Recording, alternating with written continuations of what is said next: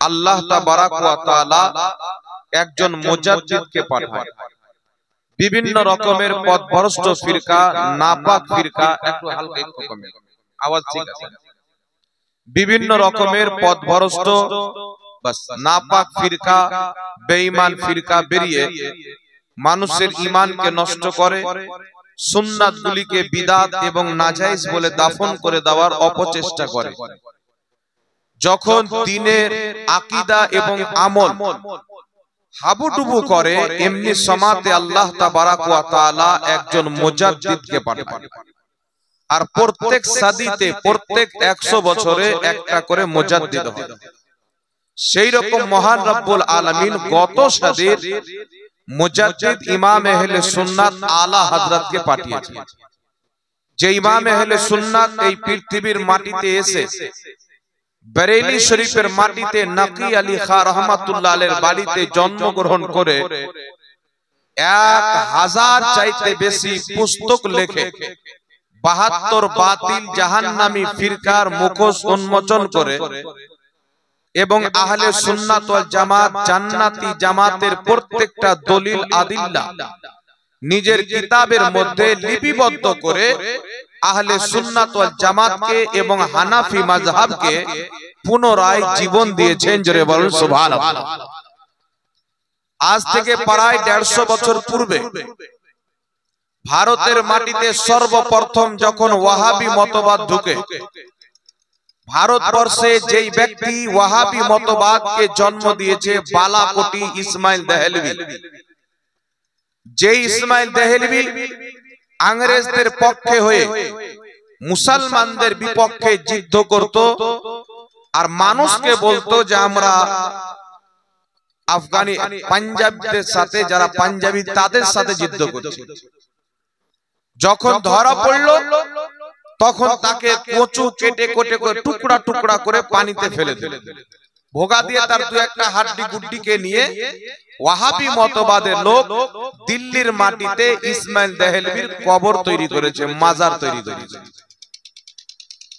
ওই জামানাতে শুধু আহলে সুন্নাত ওয়াল জামাত নয়, আল্লাহ তাবারাক ওয়া তাআলার ব্যাপারে, রাসূল খুদা সাল্লাল্লাহু আলাইহি সাল্লামের ব্যাপারে, সাহাবা ও আহলে বাইতের ব্যাপারে জঘন্য জঘন্য আকীদা ইংরেজদের টাকা নিয়ে মানুষের মধ্যে প্রচার ও প্রসার করা হচ্ছে। ভারতবর্ষের মাটিতে প্রায় কমবেশ 700 বছর পর্যন্ত মুসলমান রাজ করার পর এই জমিনের মাটিতে ইংরেজদের হুকুমত কায়েম হয়েছে।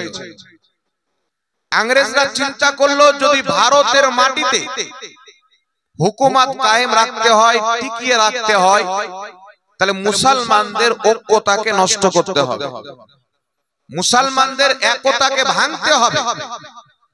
তখন তারা চেষ্টা করলো যে ভারতের মাটিতে যেইগুলো বড় বড় মাদ্রাসা আছে সেই মাদ্রাসাগুলোকে কিনুন এবং যেই আলিমের খানদান বাপ দাদা বড় বড় পীর, বড় বড় মুহাদ্দিস, যাদের লক্ষ লক্ষ মাননেওয়ালা, সেই খানকার বর্তমান যারা আলিম তাদেরকে খরিদ করে। ইংরেজরা একটা মুহিম চালালো, অনেক দরবারে গিয়েছে, সবাই ঈমানকে বিক্রি করেনি। তবে ভারতবর্ষের একটা বড় নামি দামি মাদ্রাসা ছিল দারুল উলুম দেওবন্দ। সেই মাদ্রাসাতে গিয়ে ইংরেজি হুকুমত বলল, তোমরা আমাদের কথা অনুযায়ী চলো, তোমাদের প্রত্যেকটা মাদ্রাসার স্টাফকে, শিক্ষককে আমাদের সরকারের পক্ষ থেকে কিছু বেতন দেওয়া হবে। সরকারের পক্ষ থেকে বেতন দেওয়া হবে। তারা বলল ঠিক আছে, কত বেতন দিবে? 600 টাকা মাস। কত টাকা মাস? এক একজন শিক্ষককে 600 টাকা করে মাস দিতে আরম্ভ করলো।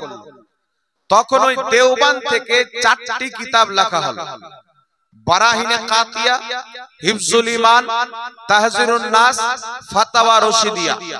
এই 4টি কিতাব প্রকাশিত হলো দেওবন্দ থেকে। তারপরে আরেকজনকে খরিদ করলো ইসমাইল দেহলভী।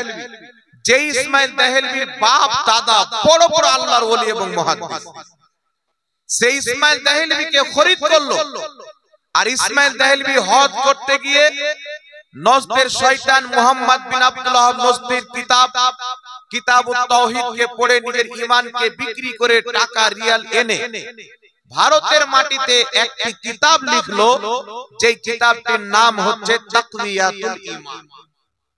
আজ থেকে 150 বছর পূর্বের তারিখ আপনাদের সম্মুখে বয়ান করছি।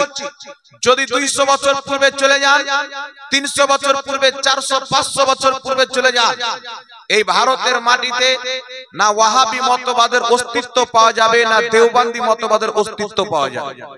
আজ থেকে 150-200 বছর পূর্বে ভারত, বাংলাদেশ, পাকিস্তান, এই পুরো বর্রে সাগির অখণ্ড ভারতের মাটিতে সবাই সুন্নি জামাতের লোক ছিল, এক পিস ওয়াহাবি জামাতের লোক ছিল।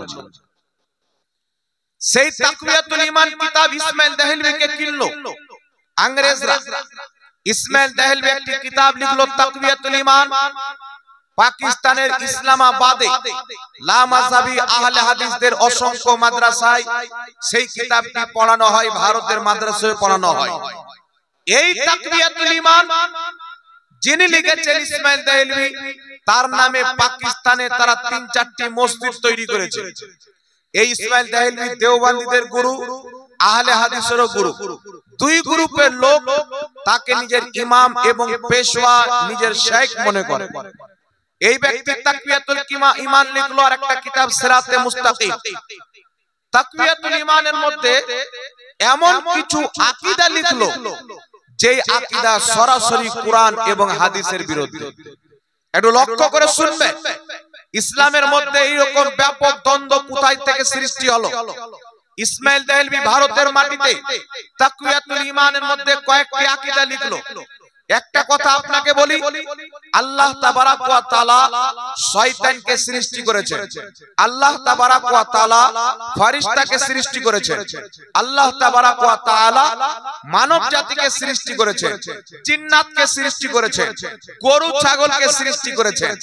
এখন বলেন তো, আল্লাহর সমস্ত সৃষ্টিতে সর্বশ্রেষ্ঠ কারা? মানব জাতি, আশরাফুল মাখলুকাত। সর্বশ্রেষ্ঠ হচ্ছে মানব জাতি। তাহলে কোন ব্যক্তি যদি বলে কুকুর যেমন আল্লাহর মাখলুক, গরু ছাগল যেমন আল্লাহর মাখলুক, গাছপালা যেমন আল্লাহর মাখলুক, শয়তান যেমন আল্লাহর মাখলুক, মানুষও তেমন আল্লাহর মাখলুক, বেয়াদবি হবে কি হবে না? মাখলুক সব, কিন্তু আল্লাহ তাবারাক ওয়া তাআলা নিজের মাখলুকের মধ্যে এক অপরকে সম্মানিত করেছে, এক অপরকে সম্মানিত করেছে। কুকুর চাইতে, গাছপালা চাইতে, ছাগল চাইতে, সবার চাইতে আল্লাহ পাক বেশি সম্মান মানব জাতিকে দিয়েছে। তাই মাখলুক হওয়াতে সবাই বরাবর হবে না, কেউ নিচে ক্যাটাগরির, কেউ উপরে ক্যাটাগরি। জানোয়ার মাখলুক, মানুষও মাখলুক। তাই জানোয়ার আর মানুষ কি বরাবর হবে? জোরে বলেন, কোনই মতে বরাবর হবে না। তবে ইসমাইল দেহলভি নতুন একটা আকীদা দিল। ইংরেজদের কৌশল হলো এমন কিছু কিতাব ইসলাম ধর্মের গুরুরা লিখুক, যেই কিতাবে ভারতের মাটিতে আগুন লাগবে, মুসলমান নিজে নিজে লড়াই করবে, ইংরেজি হুকুমত বেঁচে যাবে, ইংরেজি হুকুমত শক্ত হয়ে যাবে। ইসমাইল দেহলভি তাকওয়াতুল ঈমানের মধ্যে লিখলো, নবী, ওলি, জিন, শয়তান, ভূত, পরী এরা সব মাখলুক হওয়াতে বরাবর। নাউজুবিল্লাহ। আচ্ছা বলেন, শয়তান আর নবী মাখলুক হওয়াতে বরাবর হতে পারে? জিন্নাত নবী বরাবর হতে পারে? আল্লাহ পাকের সৃষ্টিতে একটা কথা মনে রাখবেন, আল্লাহ পাক যা কিছু সৃষ্টি করেছেন, জিন্নাত হোক, ফেরেশতা হোক, মালায়েকা হোক, হুরো গিলমা হোক, গাছপালা, যা আল্লাহ সৃষ্টি করেছেন, তার সৃষ্টির মধ্যে সর্বশ্রেষ্ঠ নবীগণকে বানিয়েছেন। সুবহানাল্লাহ। ফেরেশতার চাইতে বেশি সম্মান নবীকে দান করেছে, জিন্নাত চাইতে বেশি সম্মান নবীকে দান করেছে, আকাশ বাতাস চাইতে বেশি সম্মান নবীগণকে দান করেছে। এক কথা, আল্লাহর সৃষ্টিতে সর্বশ্রেষ্ঠ মানব জাতি, আর মানব জাতির মধ্যে সর্বশ্রেষ্ঠ হচ্ছে নবীগণ। জোরে বলতে হবে সবাই। তাই ইসমাইল দেহলভি যে আকীদা দিল লামাযাবি ওয়াহাবিদের গুরু, যে জিন শয়তান ভূত পরী নবী ওলি মাখলুক হওয়াতে বাড়াবো, এখন এটাকে তারা তাওহীদ মনে করে না। তারা বলতে চায় নবী যেমন আল্লাহর মাখলুক, শয়তানও আল্লাহর মাখলুক, নবী যেমন আল্লাহর মাখলুক, আপনার জিনও আল্লাহর মাখলুক।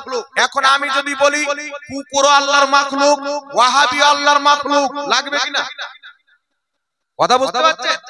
আমি যদি বলি কুকুর আল্লাহর মাখলুক, ওয়াহাবি আল্লাহর মাখলুক, খিনজির আল্লাহর মাখলুক, ওয়াহাবি আল্লাহর মাখলুক, জানোয়ার আল্লাহর মাখলুক, ওয়াহাবি আল্লাহর মাখলুক, আপনার কুকুরের পেশাব আল্লাহর মাখলুক, ওয়াহাবি আল্লাহর মাখলুক, কথাটা কিন্তু ওয়াহাবিকে লেগে যাবে।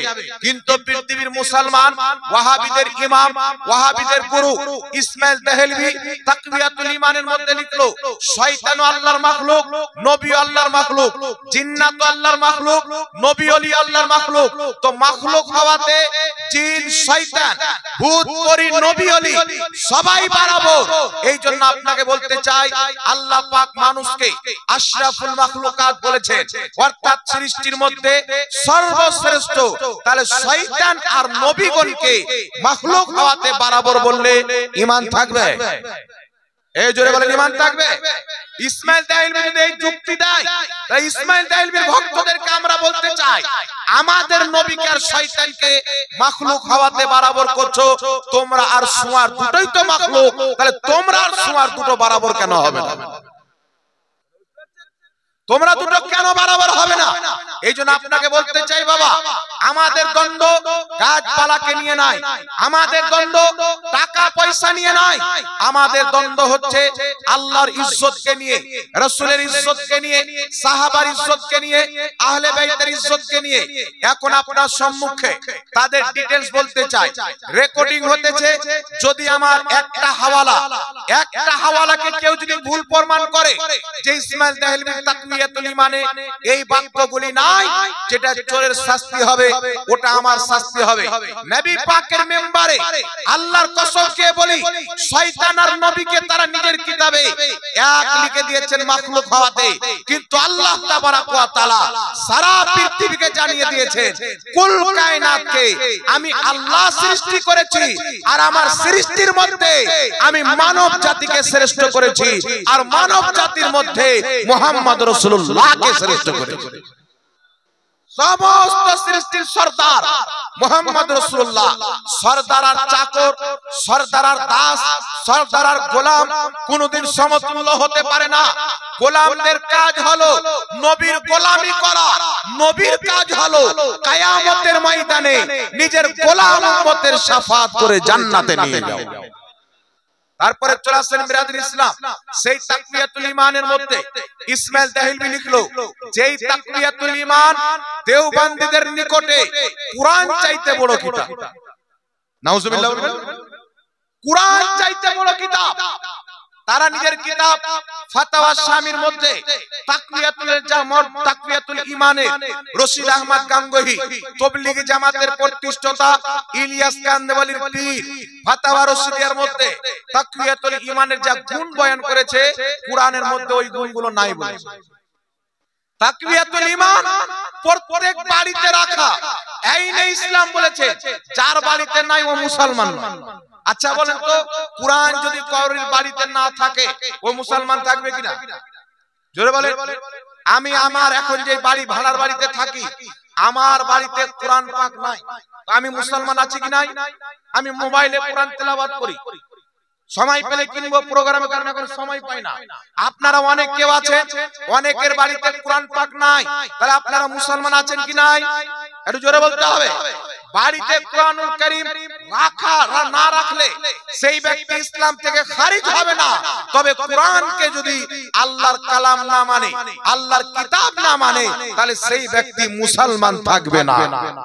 আর যারা আল্লাহর কিতাব মানে, বাড়িতে যদি না থাকে, মুসলমানের অন্তরে কোরআন ভরা আছে, মুসলমানের অন্তরে কোরআন পাকের মহব্বত ভরা আছে। এইবার চলেন ওই তাকওয়াতুল ঈমানের মধ্যে লিখলো নবী পাক সাল্লাল্লাহু আলাইহি সাল্লাম হোক, ওলি হোক, আম সাধারণ বান্দা হোক, সবাই হচ্ছে আল্লাহর বান্দা। একটু আমার দিকে লক্ষ্য করেন, নবী হোক, ওলি হোক, পীর হোক, আম ইনসান হোক, আম মানুষ, সাধারণ মানুষ, সবাই হচ্ছে আল্লাহর বান্দা।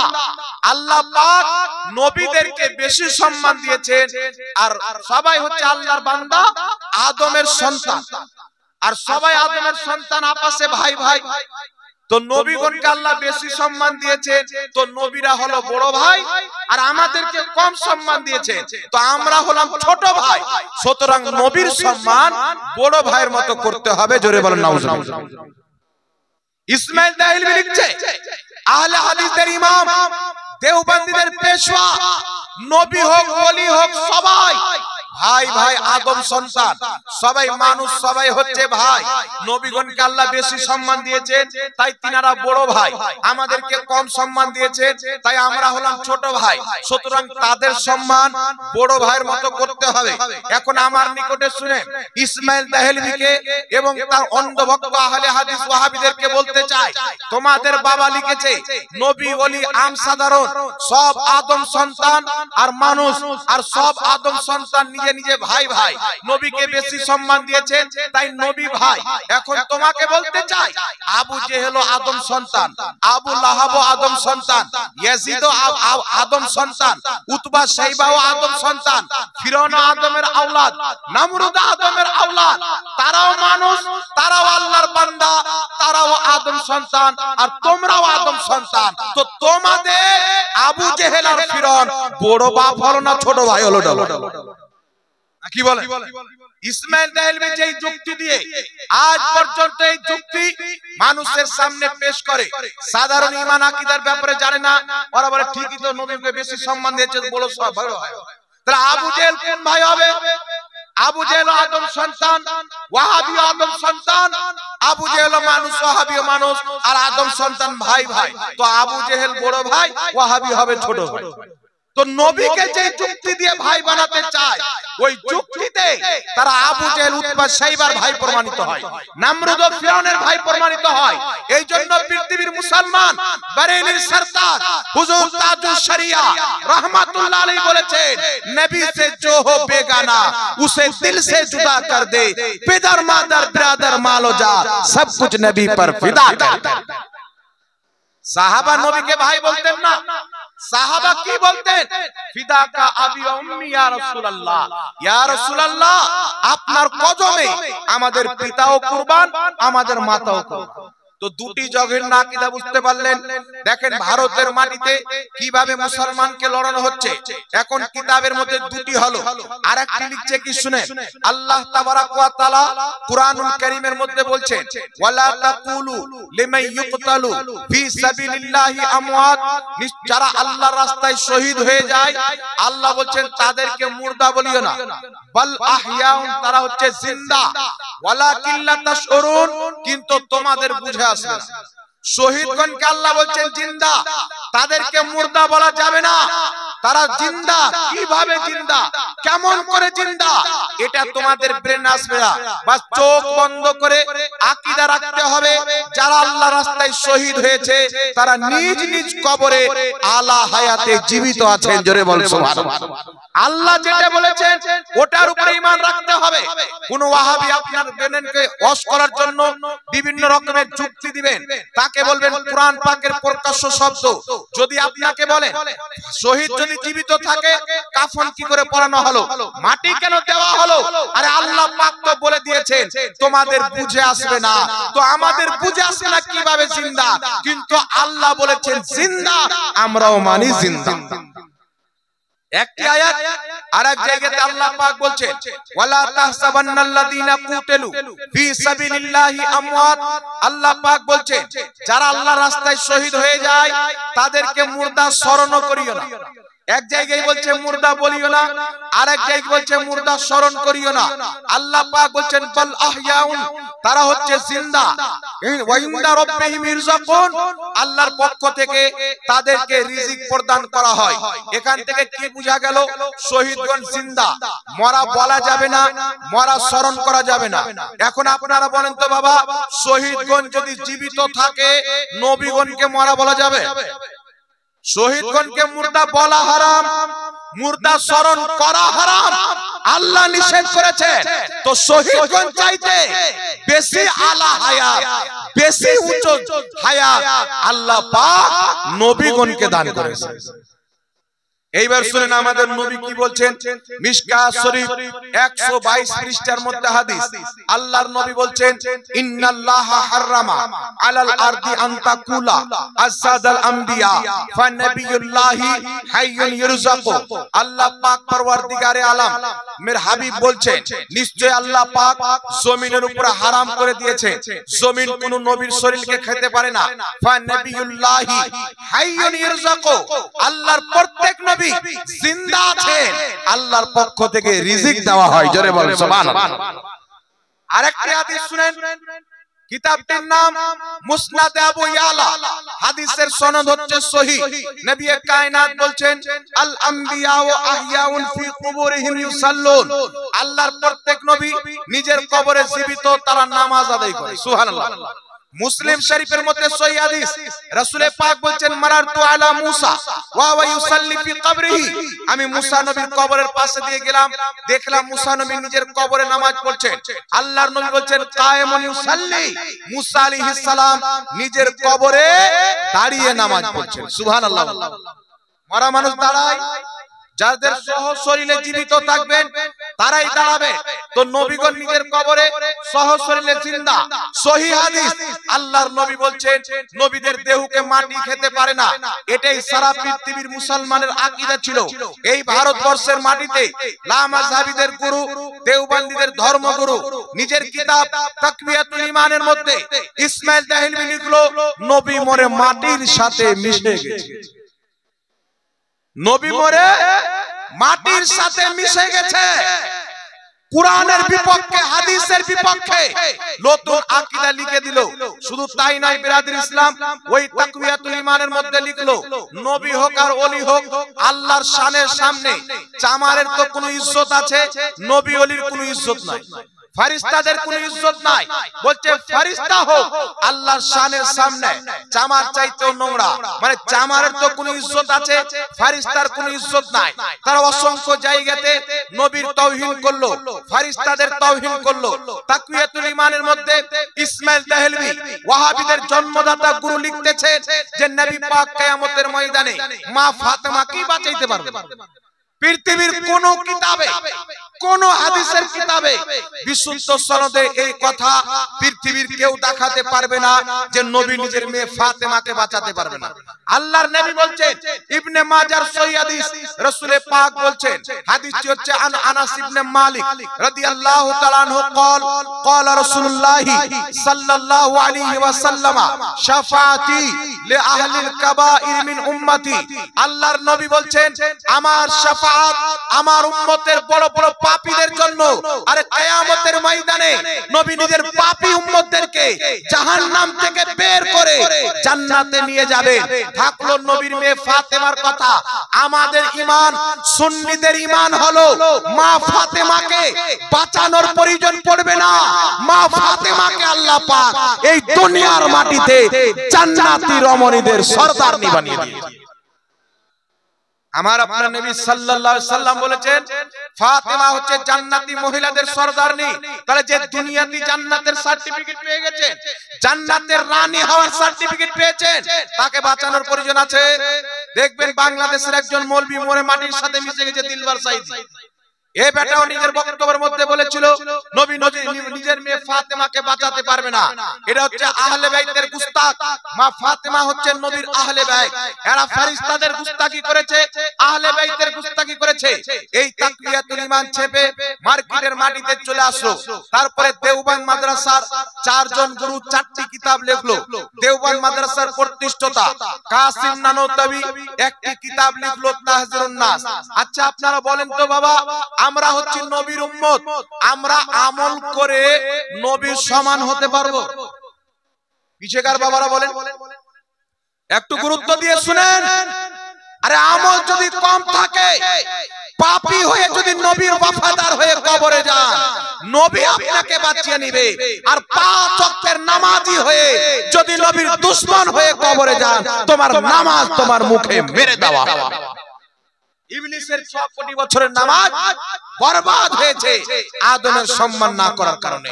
এইজন্য আপনাকে বলতে চাই বিরাদর ইসলাম, এই তাকওয়াতুল ঈমানের পরি দেওবন্দ মাদ্রাসার প্রতিষ্ঠাতা কাসিম নানওতাবি নিজের কিতাব তাহজিরুন নাসের মধ্যে 23 পৃষ্ঠার মধ্যে লিখছে, কি লিখতেছে? উম্মতি আমল করে নবীর সমতুল্য হয়ে যায়। बसाओकात बाज़ाहिर उम्मती आगे बढ़ जाते हैं एवं उम्मती আমল করে নবীর চাইতে আগেও বেড়ে যায়। নাউজুবিল্লাহ। উম্মতি আমল করে নবীর সমতুল্য হয়ে যায় এবং কোন সময় নবীর চাইতেও বড় হয়ে যায়। এই পৃথিবীর মুসলমান বুকের উপরে হাত দিয়ে বলেন, উম্মত যদি সারা জিন্দেগি সাজদাতে কাটিয়ে দেয়, আমার নবীর একটা আমলের সমতুল্য হবে? এই একটা আমলের সমতুল্য হবে? অসম্ভব হতে পারে না। কিন্তু দেওবন্দ মাদ্রাসার প্রতিষ্ঠাতা তাহজিরুন নাস কিতাবের মধ্যে লিখলো, আমার নবী কি বলছেন, আমার সাহাবীর ব্যাপারে তোমরা সাবধান থাকো, সমালোচনা করিও না। তোমরা যদি সোনার পাহাড় দান করো আর আমার সাহাবা যদি আপনার গমের বা জয়ের দানার একটা দানা দান করে, তোমাদের পাহাড়ের সোনা দান করার চাইতে আমার সাহাবা একটা গমের দানা দান করা বেশি ভারী। সাহাবা যদি একটা গমের দানা দান করে, জয়ের দানা দান করে, আমরা যদি সোনার পাহাড় দান করি, সাহাবার একটা দানা দান করার সমতুল্য হবে না। তাহলে নবীর সমতুল্য হবে? আমল করে উম্মতি বরাবর হতে পারে, নবীর চাইতে আগে বাড়তে পারে? নিঃসন্দেহে এটা কুফরি আকীদা, যে দেওবন্দের প্রতিষ্ঠাতা তাহজিরুন নাস কিতাবের মধ্যে লিখলো।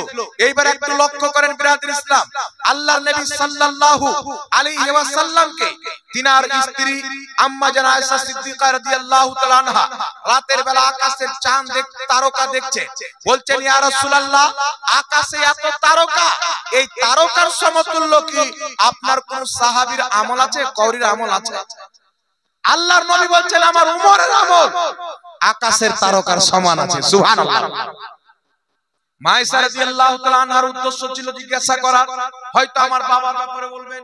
আল্লাহর নবী সাল্লাল্লাহু আলাইহি সাল্লাম যখন জানলেন, বলছেন আবু বকর সিদ্দিকের ব্যাপারে বলছো, উমরের সারা জীবনের আমল আবু বকর সিদ্দিকের একটা আমল হবে। জোরে হবে না সুবহানাল্লাহ? তো আবু বকর সিদ্দিকের আমল যদি এই দামি হয়, অন্যান্য সাহাবার আমল এত দামি, তারা যদি একটা জয়ের দানা দান করে, আমরা যদি সোনার পাহাড় দান করি, তাদের সমতুল্য হবে না। তো যেই রাসূলের পাকের চেহারাকে দেখে সাহাবী হওয়া যায়, ওই রাসূল পাকের সমতুল্য উম্মতি আমল করে কোনোদিন হতে পারে না। মুসলমান আর একটু জোরে হবে না সুবহানাল্লাহ? আচ্ছা বলেন, যদি কোনো ব্যক্তি এই ধারণা রাখে উম্মতি আমল করে নবীর সমতুল্য হতে পারে বা নবীর চাইতে আগে বেড়ে যায়, এই ব্যক্তির ঈমান থাকবে? ও দেওবন্দ মাদ্রাসার প্রতিষ্ঠাতা হলে কি হবে? ফেরেশতাদের শিক্ষক ইবলিস যখন আদমের সম্মান না করে তার 6 কোটি বছরের নামাজ রোজা আর 6 কোটি বছরের সাজদা ধ্বংস হয়ে গেল, তাহলে দেওবন্দ মাদ্রাসার প্রতিষ্ঠাতা হলে তার উপরে ফতোয়া লাগবে না?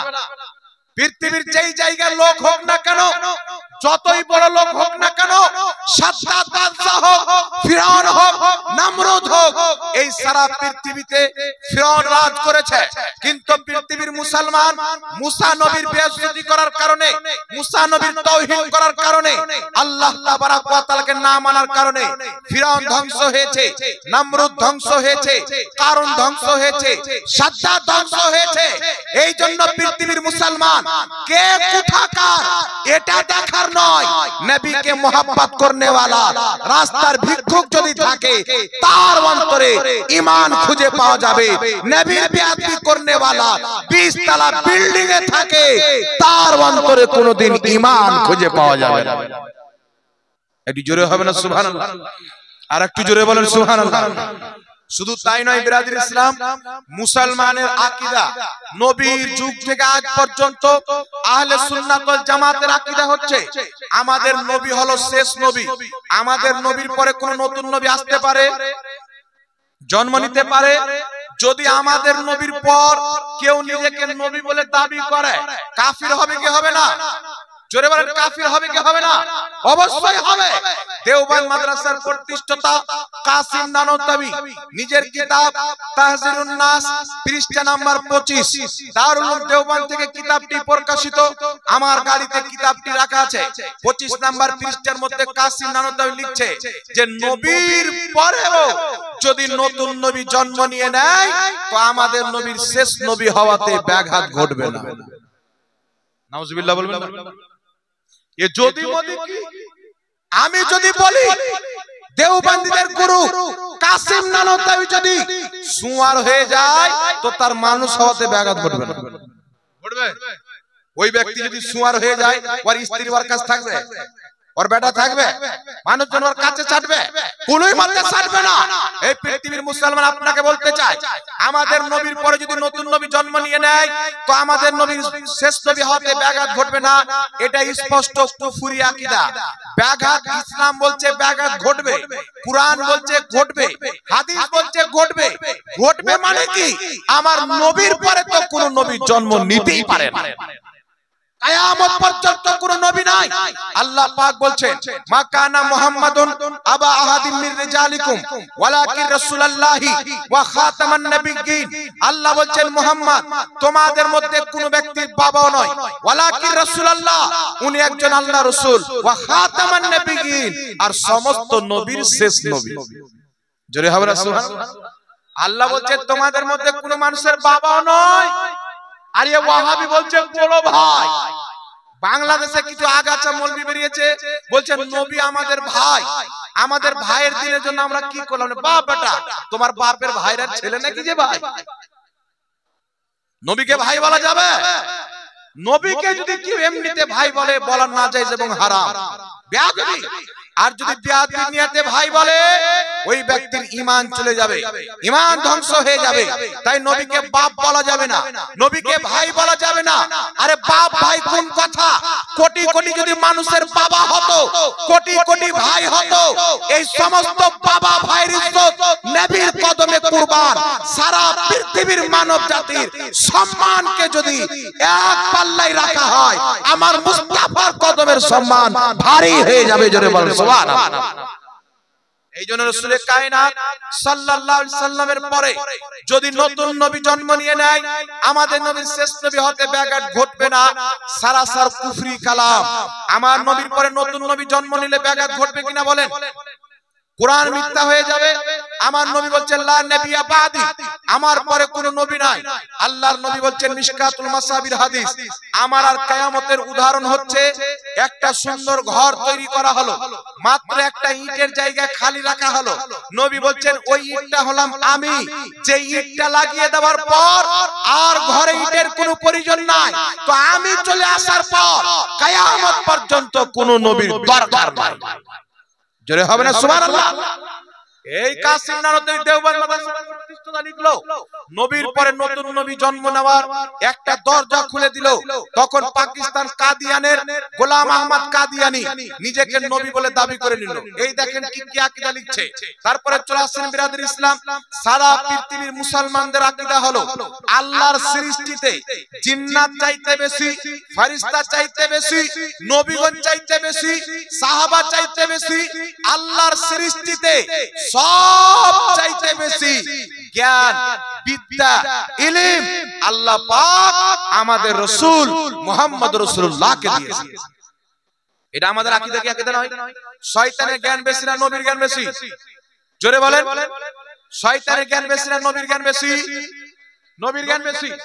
আচ্ছা বিরাদর ইসলাম, কেউ যদি নবীর জ্ঞানকে বলে যে নবী পাকের জ্ঞান আর একটা গাছের জ্ঞান বরাবর, ঈমান থাকবে?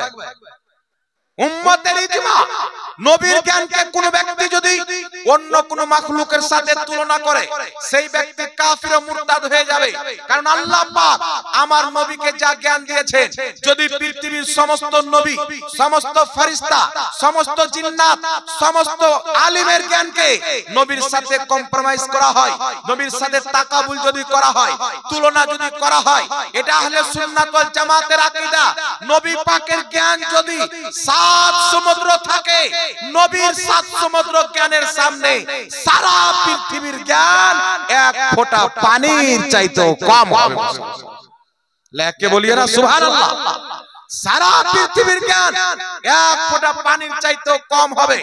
আমার আল্লাহ তাবারক ওয়া তাআলা কে কার পানিতে জন্ম, কে জাহান্নামে যাবে, কে জান্নাতে যাবে, কিয়ামত পর্যন্ত কি ঘটবে, আদমের যুগে কি ঘটেছে, আদমের সৃষ্টির পূর্বে কি ঘটেছে, সাত তবক জমিনের নিচে কি আছে, সাত আকাশের উপরে কি আছে, মহান রব্বুল আলামিন আমার আপনার নবীকে কত জ্ঞান দিয়েছে।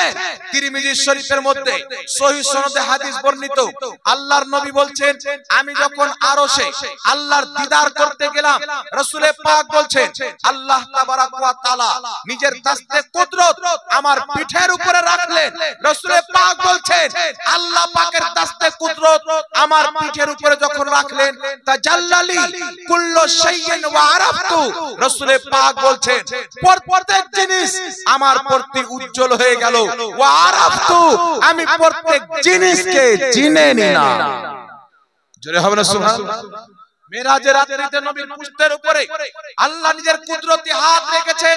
মহান রব্বুল আলামিনের দস্তে কুদরত রাখার বরকতে প্রত্যেক জিনিস নবীর প্রতি উজ্জ্বল হয়ে গেছে, সমস্ত জিনিসকে নবী চিনে নিয়েছেন। কিন্তু পৃথিবীর মুসলমান দেওবন্দিরা যাকে মুজাদ্দিদ বলে, যাকে হাকিমুল উম্মাত বলে, আশরাফ আলী থানভী তাবলীগী জামাতের মুজাদ্দিদ, দেওবন্দীদের মুজাদ্দিদ, সেই ব্যক্তি একটি কিতাব লিখেছিল ইংরেজের 600 টাকা মাসের মাস খেয়ে। কিতাবটির নাম হলো হিফজুল ঈমান। সেই কিতাবে 8 নাম্বার পৃষ্ঠার মধ্যে লিখতেছে, জৈসা ইলমে গায়ব নবী কো है, যেই রকম ইলম নবী পাক কে আছে, ऐसा ইলমে গায়ব हर बच्चा को है, हर मजनून हर पागल जमीए हैवानात के लिए हासिल है। আশরাফ আলী থানভী হিফজুল ঈমানের 8 নাম্বার পৃষ্ঠার মধ্যে লিখছে, যেমন ইলম নবীকে আছে সেই রকম জ্ঞান প্রত্যেক বাচ্চাকেও আছে, প্রত্যেক পাগলকেও আছে, প্রত্যেক জীব জন্তু পশু পাখিকেও আছে। বল নাউজুবিল্লাহ। নবীর মতন জ্ঞান প্রত্যেক জানোয়ারকে আছে, প্রত্যেক পশুকে আছে। এই মুসলমান এত জঘন্যতম কুফরি আকীদা হওয়ার পর আমরা কি আশরাফ আলী থানভীকে মুসলমান বলতে পারি? আমি যদি বলি আপনার মতন জ্ঞান আমার বাড়ির ছাগলকে আছে, আপনার মতন জ্ঞান উমরপুরের চার রাস্তার কুকুরের আছে, তাহলে আপনি বলবেন আমার তাওহীদ করে দিল। যেই আশরাফ আলী থানভী হিফজুল ঈমান 8 নাম্বার পৃষ্ঠার মধ্যে লিখছে, দেওবন্দি তাবলীগী জামাতের গুরু নবীর মতন জ্ঞান প্রত্যেক বাচ্চাকে, প্রত্যেক পাগলকে, প্রত্যেক জীবজন্তু পশু পাখিকে আছে। আপনারা বলেন এই কথা বলার পর আশরাফ আলী থানভী ঈমান থাকবে? সে মুসলমান থাকবে? কোনই মতে থাকবে না। রাসূল পাকের চুল পরিমাণে গুস্তাখি করলে ওই ব্যক্তি কাফির হয়ে যাবে। আশরাফ আলী থানভীর এই কুফরি বাক্যকে জানার পর যেই ব্যক্তি তাকে কাফির বলবে না, সেই ব্যক্তি নিজেই কাফির হয়ে যাবে। কথা বুঝছেন? এত বড় জঘন্য তাওহীদ করেছে, আপনি চিন্তাই করতে পারবেন না, কল্পনার বাইরে। একজন দাড়ি রাখা মুল্লা, টুপি পরনেওয়ালা মুল্লা, এই মুল্লা নবীর জ্ঞানকে প্রত্যেক জানোয়ারের সাথে তুলনা করেছে, আর এই মুল্লাকে দেওবন্দি নিজের মুজাদ্দিদ বানিয়ে নিয়েছে। এই মুজাদ্দিদ হওয়ার যোগ্য না জুতা খাওয়ার যোগ্য? বাবা একটু জোরে বলেন। জুতা খাওয়ার যোগ্য। তারপরে চলে আসেন ওই দেওবন্দ থেকে 3 নাম্বার কিতাব লেখা হলো, কিতাবটির নাম ফাতাওয়া রশিদিয়া।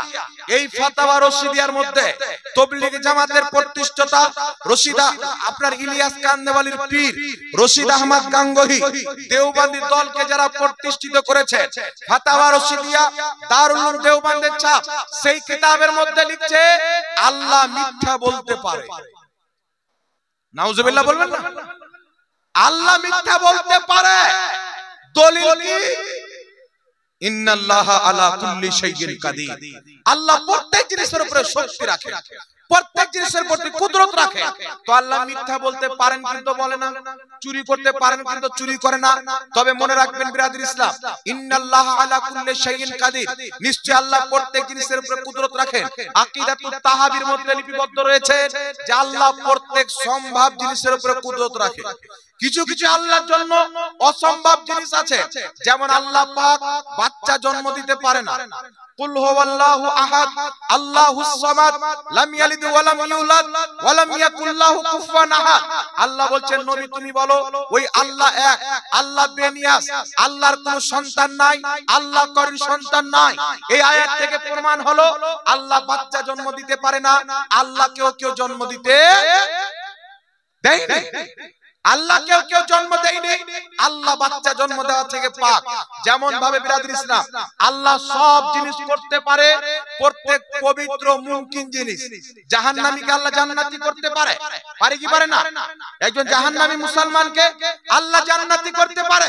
কিন্তু কেউ যদি বলে আল্লাহ মিথ্যা বলতে পারে, মিথ্যা বলা হচ্ছে এইব, মিথ্যা বলা হচ্ছে নোংরা কাজ, মিথ্যা বলা হচ্ছে আপনার গুনাহের কাজ। আর আল্লাহ পাকের কুদরতে গুনাহ থাকতে পারে। জোরে বলেন। আকীদাতুত তাহাবীর মধ্যে লেখা আছে গুনার কাজ, পাপের কাজ, বেসম্মান কাজ আল্লাহর কুদরতের তাহাতে আসে না, আল্লাহর কুদরতে আসে না। ওয়া হুয়া আলা কুল্লি শাইইন কাদির, আল্লাহ প্রত্যেক জিনিস করতে পারে, এর মধ্যে নোংরা কাজ আসে না। নোংরা কাজ বাদে আল্লাহ প্রত্যেক সম্ভব জিনিস করতে পারে, মুমকিন জিনিস করতে পারে। আল্লাহ মিথ্যা বলতে পারে না, আল্লাহ চুরি করতে পারে না, আল্লাহ পাক মিথ্যা বলতে পারে না, আল্লাহ জুলুম করতে পারে না। এই জন্য আকীদা রাখতে হবে আল্লাহর জন্য মিথ্যা বলা মহাল হতে পারে। মিথ্যা আল্লাহর কুদরতে নাই। আমার আল্লাহ হচ্ছে পাক। কুরআন পাকের মধ্যে আল্লাহ বলছে আল্লাহ ছাড়া কে বড় সত্যবাদী আছে। এখন দেওবন্দি বলছে আল্লাহর কুদরতে মিথ্যা আছে, আল্লাহর কুদরতে চুরি করতে পারে কিন্তু করে না। তাই আকীদাতুত তাহাবীর মধ্যে লেখা আছে যদি কোনো ব্যক্তি বলে আল্লাহ মিথ্যা বলতে পারে, ওই ব্যক্তির সঙ্গে সঙ্গে কাফির হয়ে যাবে, মুসলমান থাকবে না। জোরে হবে না সুবহানাল্লাহ।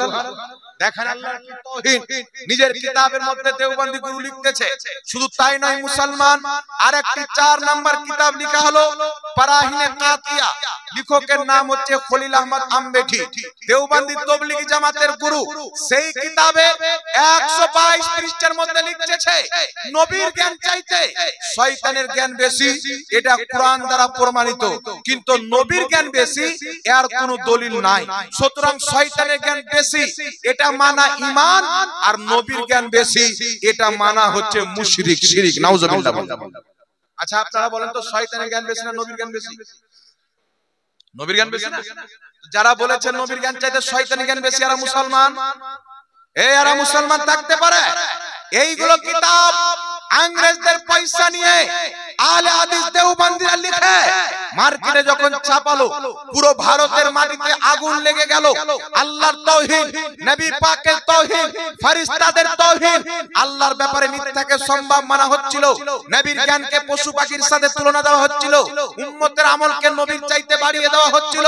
এই মহামারীর টাইমে সারা পৃথিবী ভারতের মুসলমান নিজের চোখের পানি ফেলে ফেলে মুসাল্লাতে কান্না করেছে। আর তাদের হিফাজত ইংরেজি হুকুমত করতেছিল। সুন্নি মুসলমান বাড়ির মুসাল্লাতে কান্না করেছেন, কেউ খাজা গরিব নামাজের মাজারে গিয়ে কান্না করেছেন আল্লাহ আমাদের বাড়ি ঘর যদি আগুন লেগে যায় আমরা সহ্য করে নিব, কিন্তু তোমার নবীর অপমান সহ্য করতে পারবো না।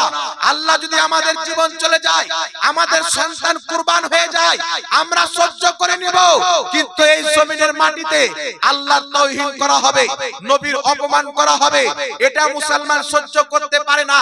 সারা ভারতের মুসলমান চোখের পানি ফেলে ফেলে কান্না করতেছিল। কেউ হজ করতে গিয়ে কাবা ঘরের গিলাফকে ধরে কান্না করে বলেছিল আল্লাহ তুমি এমন একজন ব্যক্তিকে পাঠিয়ে দাও যে এই নজদি ওয়াহাবিদের দাঁত ভাঙা জবাব দিবে, ইংরেজদের দালালদের মুহতর জবাব দিয়ে মানুষের ঈমানকে হেফাজত করবে। আল্লাহর কসম কে বলি ওই দোয়া আল্লাহর নিকটে কবুল হয়েছিল। মহান রব্বুল আলামিন আহমদ রাজা নামের একজন বাচ্চাকে বারেলী শরীফের মাটিতে পাঠিয়েছেন। বারেলী শরীফের মাটিতে পাঠিয়েছেন, যিনার নাম হচ্ছে আহমদ রাজা, যিনার টাইটেল হচ্ছে আলা হযরত, যিনি হচ্ছেন ইসলামের মুজাদ্দিদ। ওই আলা হযরত তাকওয়াতুল ঈমানের রদ্দে কিতাব লিখলেন, হিফজুল ঈমানের রদ্দে কিতাব লিখলেন, তাহজীবুন নাসের বিপক্ষে কিতাব লিখলেন। সমস্ত বাতিল আকীদাকে খণ্ডন করে ইমাম আহলে সুন্নাত আলা হযরত 1000 চাইতে বেশি কিতাব লিখে উম্মতকে উপহার দিয়ে সকলের ঈমানকে বাঁচিয়ে নিলেন। আর একটু জোরে হবে না সুবহানাল্লাহ। आला हजरत বলছেন নবীকে মুর্দা বলো, सुनो तू जिंदा है वल्लाह, तू जिंदा है वल्लाह, मेरे चश्मे आलम से छुप जाने वाले। आला हजरत বলছেন আল্লাহর কসম নবী জিন্দা, আল্লাহর কসম নবী জিন্দা, আমাদের চোখের আড়ালে চলে গেছে। সুবহানাল্লাহ হবে না? নবী পাকের ইলমের উপর হামলা করলেন আলা হযরত রাহমাতুল্লাহ আলাইহি আরবের মাটিতে মক্কা শরীফে মাত্র 8 ঘন্টাতে একটি কিতাব লিখলেন আত-তাওলাতুল মাক্কিয়া। সেই কিতাব লিখে নবীর ইলমে গায়বের উপরে, নবীর জ্ঞান শয়তানের চাইতে বেশি, জিন্নাতের চাইতে বেশি, ফেরেশতার চাইতে বেশি, সৃষ্টির চাইতে বেশি, এই এর উপরে আলা হযরত কুরআন এবং হাদিস দিয়ে 8 ঘন্টা। তখন আলা হযরতের সামনে বুখারী ছিল না, কুরআন ছিল না, মুসলিম ছিল না, বিনা কিতাবে মাত্র 8 ঘন্টায় মক্কার মাটিতে একটি কিতাব লিখলেন। কিতাবটির নাম হলো আত-তাওলাতুল মাক্কিয়া। এখন পর্যন্ত সারা পৃথিবীতে ছাপে। ওই কিতাব লেখার পর মক্কার ইমাম, মদিনার ইমাম, মক্কা মদিনার বড় বড় শাইখদের সামনে আলা হযরতের কিতাবকে যখন পেশ করা হলো, মক্কা মদিনার ইমামগণ নিজের মাথার পাগড়ি খুলে আলা হযরতের কদমে রাখার পরে বলেছিল, আহমদ রাজা সারা পৃথিবীর মৌলবি হযরত, আর তুমি হচ্ছ আলা হযরত। সুবহানাল্লাহ সুবহানাল্লাহ। সবাই হচ্ছে হযরত আর তুমি হচ্ছ আলা হযরত। এই আলা হযরত নাম ভারত থেকে আসেনি, মক্কা মদিনার ইমামরা দিয়েছে। আলা হযরত নবীর ইজ্জতের আলা পহরা দিয়েছেন, আল্লাহ তাকে আলা বানিয়ে দিয়েছে। সুবহানাল্লাহ সুবহানাল্লাহ। क्यों ना हो आला हजरत लक़ब अहमद रजा का, उसके दिल में इश्क था रसूल का आला। जरे बोलें সুবহানাল্লাহ। এইজন্য পৃথিবীর মুসলমান এই যেগুলো জঘন্য ওয়াহাবি নজদীদের আকীদা, আচ্ছা বলেন এইগুলো আকীদাকে সমর্থন করা যাবে? যারা এই আকীদায় চলবে আমরা সমর্থন করতে পারি? আপনার বাপকে যদি আমি গালি দিই, কোন দেশের মুফতি, কত বড় বক্তা, কত বড় জ্ঞানী, কিছুই আপনার সুঝবে না। চাপ্পাল জুতা নিয়ে বেরিয়ে যাবেন। হাজী সাহেব গালি দিলে তার বিপক্ষে বেরিয়ে যাবেন, ইমাম সাহেব গালি দিলে তার বিপক্ষে নেমে যাবেন। এখন তোমার নবীকে যারা গালি দিয়েছে, এই পৃথিবীর মানুষ ওই নজদি ওয়াহাবির সাথে আমাদের ঈমানদারের কোনো সম্পর্ক থাকতে পারে না। থাকতে পারে? নবীকে যারা এরকম কটূক্তি করেছে, আল্লাহকে মিথ্যাবাদী লিখেছে, তার সাথে সম্পর্ক থাকবে? আর কেউ যদি রাখে, ওই ব্যক্তির ঠিকানা জান্নাত হবে না জাহান্নাম হবে। নবী কায়নাত বলছে যে যাকে মহব্বত করবে, যাকে অনুসরণ করবে, যার দলে থাকবে, কিয়ামতে তার সাথে থাকবে। এই জন্য আপনাকে বলতে চাই, সুন্নি জামাতের প্রতি কায়েম থাকুন। কিয়ামতের ময়দানে খাজা মঈনুদ্দিন চিশতি যেই কাতারে সুন্নি মুসলমান থাকবে, সেই কাতারে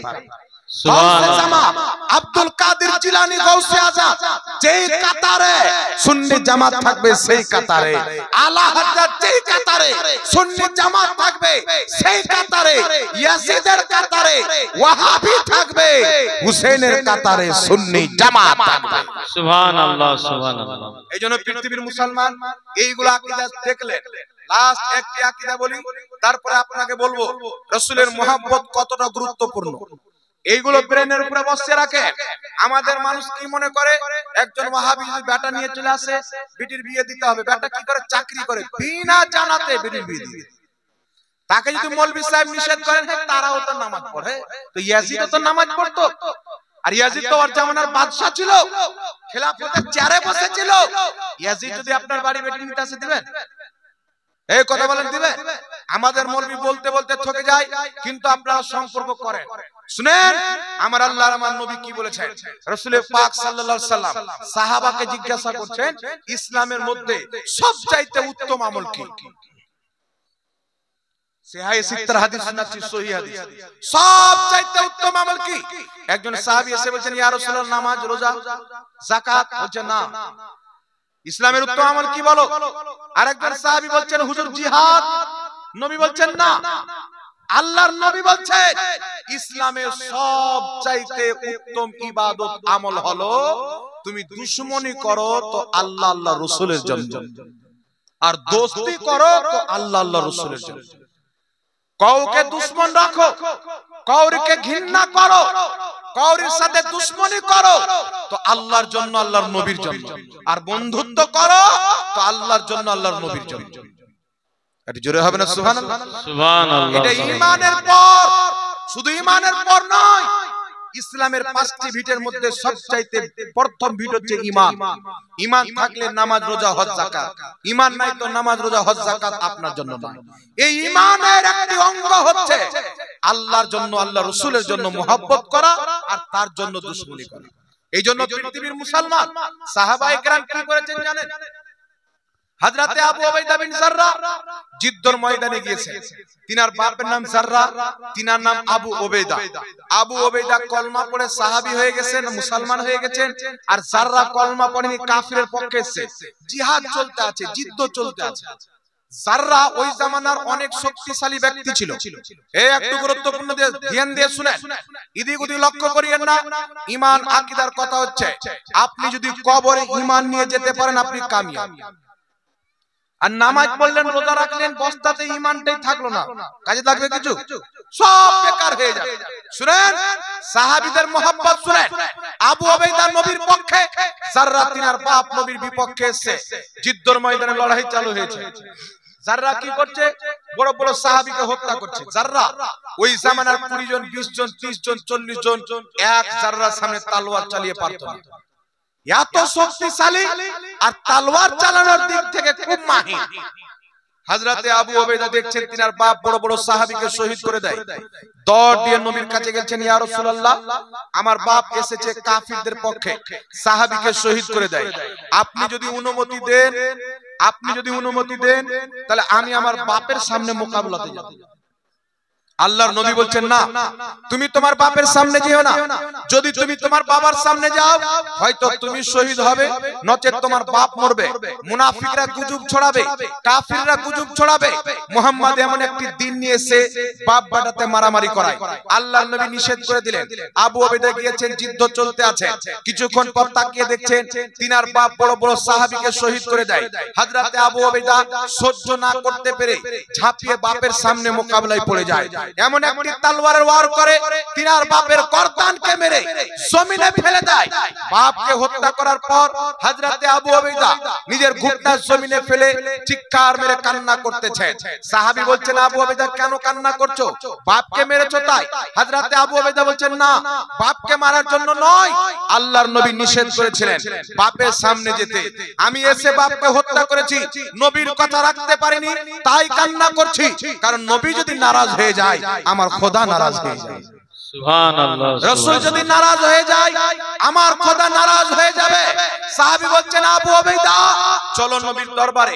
মাথা থেকে আবু উবাইদা পাগড়িটাকে খুললেন, গলাতে ঝুলিয়ে মুজরিম সেজে নবীর দরবারে উপস্থিত হয়ে বলছেন, ইয়া রাসূলুল্লাহ, আপনি তো নিষেধ করেছিলেন, কিন্তু আমি যদি না যেতাম আমার বাপ বড় বড় সাহাবীকে হত্যা করে দিত। আমি ছাড়া আমার বাপের কেউ মোকাবিলা করতে পারতো না। আমি তলোয়ার চালাতে শিখেছি আমার বাপ জাররার কাছে, আমি যুদ্ধ করতে শিখেছি আমার বাবার কাছে, আমি জানি আমার বাপ কিভাবে তলোয়ার চালায়, তাই আমি আমার বাপকে গিয়ে হত্যা করেছি। হুজুর আপনার কথা রাখতে পারেনি, আপনি নারাজ তো হয়ে যাননি? রাসূলের কায়নাতের চোখ দিয়ে পানি বেরিয়ে গেল। আল্লাহর নবী বলছেন, আবু উবাইদা আমি এই জন্য নিষেধ করেছিলাম যেন মুনাফিক গুজব না ছড়াতে পারে, ইসলামকে বদনাম না করতে পারে। কিন্তু তুমি খোদার মহব্বতে, আমি নবীর মহব্বতে তোমার বাপকে হত্যা করেছো, তোমার প্রতি খোদাও রাজি, আমি মুস্তাফা জানে রহমত রাজি। সুবহানাল্লাহ, সুবহানাল্লাহ। তুমি আল্লাহকেও রাজি করেছো, মুহাম্মদ রাসূলুল্লাহকেও রাজি করেছো। হযরতে আবু উবাইদা এই কথাটি যখন শুনলেন, গলা থেকে পাগড়ি খুলে এইভাবে ঝুলাতে আরম্ভ করলেন, নবীর সামনে যেতে লাগলেন। আনন্দেতে আল্লাহু আকবার বলছেন আর যাচ্ছেন। আল্লাহর নবী সাহাবায়ে কেরাম দাঁড়িয়ে আছেন।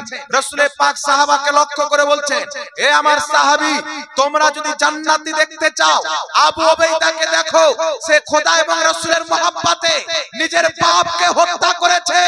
আল্লাহ জাহান্নামের আগুন তার জন্য হারাম করে দিয়েছে। সুবহানাল্লাহ। জোরে হবে না সুবহানাল্লাহ? এই ছিল রাসূল পাকের মহব্বত, এই ছিল নবীর প্রেম সাহাবার অন্তরে।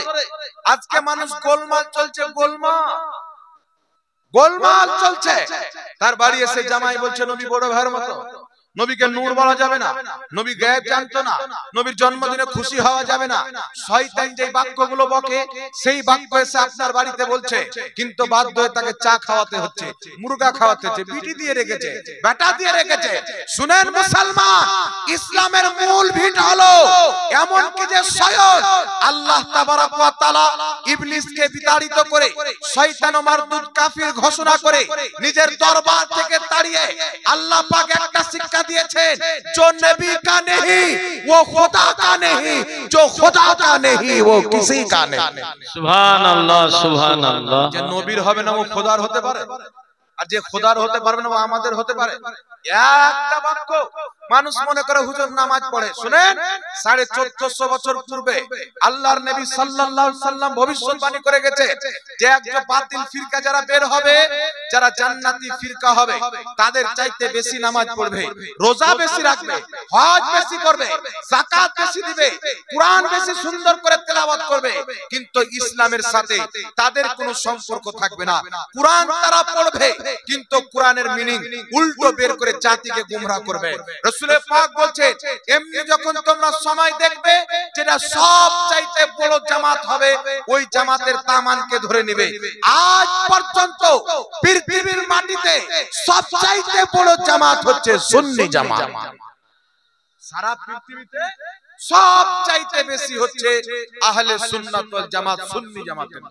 বিরাদর ইসলাম, সাহাবা এমনিতেই মাকাম পায়নি। শুনেন, ইমাম কাজী আয়াদ রাহমাতুল্লাহ আলাইহি শিফা শরীফের মধ্যে লিখতেছে, যদি কোনো ব্যক্তি নবী পাকের চুলকে চুলুয়া বলে ওই ব্যক্তি কাফির হয়ে যাবে। নবীর চুলের অপমান করলে ওই ব্যক্তি কাফির। আর বাংলাদেশের কিছু কাজ্জাব বক্তা বেরিয়েছে, বিন বিন বিন বিন বলে নাম, এই বক্তা বলছে নবীর মুখ দিয়ে দুর্গন্ধ বের হবে। এ মুসলমান আছে? আর কাফির হওয়াতে কোনো ডাউট থাকবে? জোরে বলেন। কোন রকমের ডাউট থাকবে না। এই পৃথিবীর মুসলমান, এই লোকটা বলছে নবী মা ঈসাকে কিয়ামতে চিনতে পারবে না যে আমার স্ত্রী। এই লোকটা বলছে নবী ফালফাল করে তাকিয়ে থাকবে, আমার নেকির পাল্লা ভারী হচ্ছে না গুনার পাল্লা ভারী হচ্ছে। খোদার কসম খেয়ে বলি, কিতমির নামক কুত্তা জান্নাতে যাবে, যেই কুকুরের আলোচনা আল্লাহ পাক পবিত্র কুরআন সূরা আহজাব সূরা কাহাফের মধ্যে করেছেন। ওই কিতমির নামক কুত্তা আল্লাহর ওলিকে মহব্বত করার কারণে জান্নাতে যাবে, আর দাড়ি টুপিওয়ালা মৌলবি নবীর অপমান করার কারণে জাহান্নামে চলে যাবে। এই জন্য আমাদেরকে শিক্ষা অর্জন করতে হবে। ইমাম কাজী শিফা শরীফের মধ্যে একটি হাদিস লিখেছে, একজন মহিলা নিজের স্বামীকে, নিজের বাপকে, নিজের ভাইকে কোথায় পাঠাচ্ছেন? যুদ্ধের ময়দানে। যুদ্ধের ময়দানে পাঠিয়েছেন। যুদ্ধ যখন কমপ্লিট, মহিলাটি ছুটে যাচ্ছেন যুদ্ধের ময়দানে। সাহাবায়ে কেরাম আসছেন, সবাইকে ধরে ধরে জিজ্ঞাসা করছেন, এ বলো আমার নবী কেমন আছেন, আমার নবী কেমন আছেন। বাবা গেছে খবর লাই না, স্বামী গেছেন খোঁজ লাই না, বলছে বলো আমার নবী কেমন আছে। রাস্তায় যখন চলতে লেগেছেন বারবার জিজ্ঞাসা করছে। লোকজন বলছে, এই মহিলা শুনো, তোমার জন্মদাতা বাপ, তোমার স্বামী, জীবন সঙ্গী, তোমার ভাই, যাদেরকে তুমি যুদ্ধের ময়দানে পাঠিয়েছিলে, সবাই আল্লাহর রাস্তায় শহীদ হয়ে গেছে। মহিলাটি বলছে, স্বামী চলে যাক, বাবা চলে যাক, ভাই চলে যাক, কেউ আমাকে একটু খবর দাও আমার নবী মুস্তাফা কেমন আছে, আমার রাসূল কেমন আছে। ওই মহিলাটি খুঁজতে খুঁজতে আল্লাহর নবীর সামনে যখন গিয়েছেন, দেখছেন নবী সহি সালামত আছে। ওই মহিলাটি একটা বাক্য বলেছিলেন, ইয়া রাসূলুল্লাহ, আপনি সহি সালামত আছেন, আমার স্বামী চলে যাওয়া, বাপ চলে যাওয়া, ভাই চলে যাওয়া, আপনি সহি সালামত আছেন, আপনার সামনে আমার প্রত্যেক মুসিবতকে আমি তুচ্ছ মনে করি। জোরে বলুন সুবহানাল্লাহ। আপনি ঠিক আছে, বাবা গেলে কি হলো, ভাই চলে গেলে কি হলো, সঙ্গের সাথী স্বামী চলে গেলে কি হলো, আপনি সহি সালামত আছেন, আর আমি কোনো গমকে গম মনে করি না। এটা ছিল সাহাবীদের মহব্বত, এটা ছিল মা বোনদের নবীর প্রতি মহব্বত। এই পৃথিবীর মানুষ, একজন মহিলা নিজের বেটাকে যুদ্ধের ময়দানে পাঠিয়েছে। যুদ্ধ যখন কমপ্লিট হয়েছে, মহিলাটি যুদ্ধের ময়দানে গিয়ে বেটার লাশের কাছে গিয়েছে, বেটাকে উল্টে পাল্টে পিছনকার জামা তুলে পিঠটাকে ঝেড়ে সাফ করে শুধু পিঠকে চেক করছেন। সাহাবী বলছেন, হে মা, মানুষের ছেলে শহীদ হলে চোখ দিয়ে পানি বেরিয়ে যায়, আল্লাহর নিকটে দোয়া করে, তুমি যেন বারবার পিঠ চেক করছো। মহিলাটি বলছে, শুনো, আমি যখন আমার বেটাকে যুদ্ধের ময়দানে পাঠাই, আমি নসিহত করেছিলাম বেটা তুমি যুদ্ধের ময়দানে যাও, ওই যুদ্ধের ময়দানে আমার নবী রয়েছে, আমার নবীর প্রতি যদি কোনো ব্যক্তি তীরের নিশানা করে তুমি নিজের কলিজাতে নিয়ে নবী পাকের রক্ষা করবে, নবী পাকের হিফাজত করবে, কোন তীর যেন আমার নবীর দেহে না লাগে, তুমি নবীর চতুর সাইডে ঘোরাঘুরি করবে।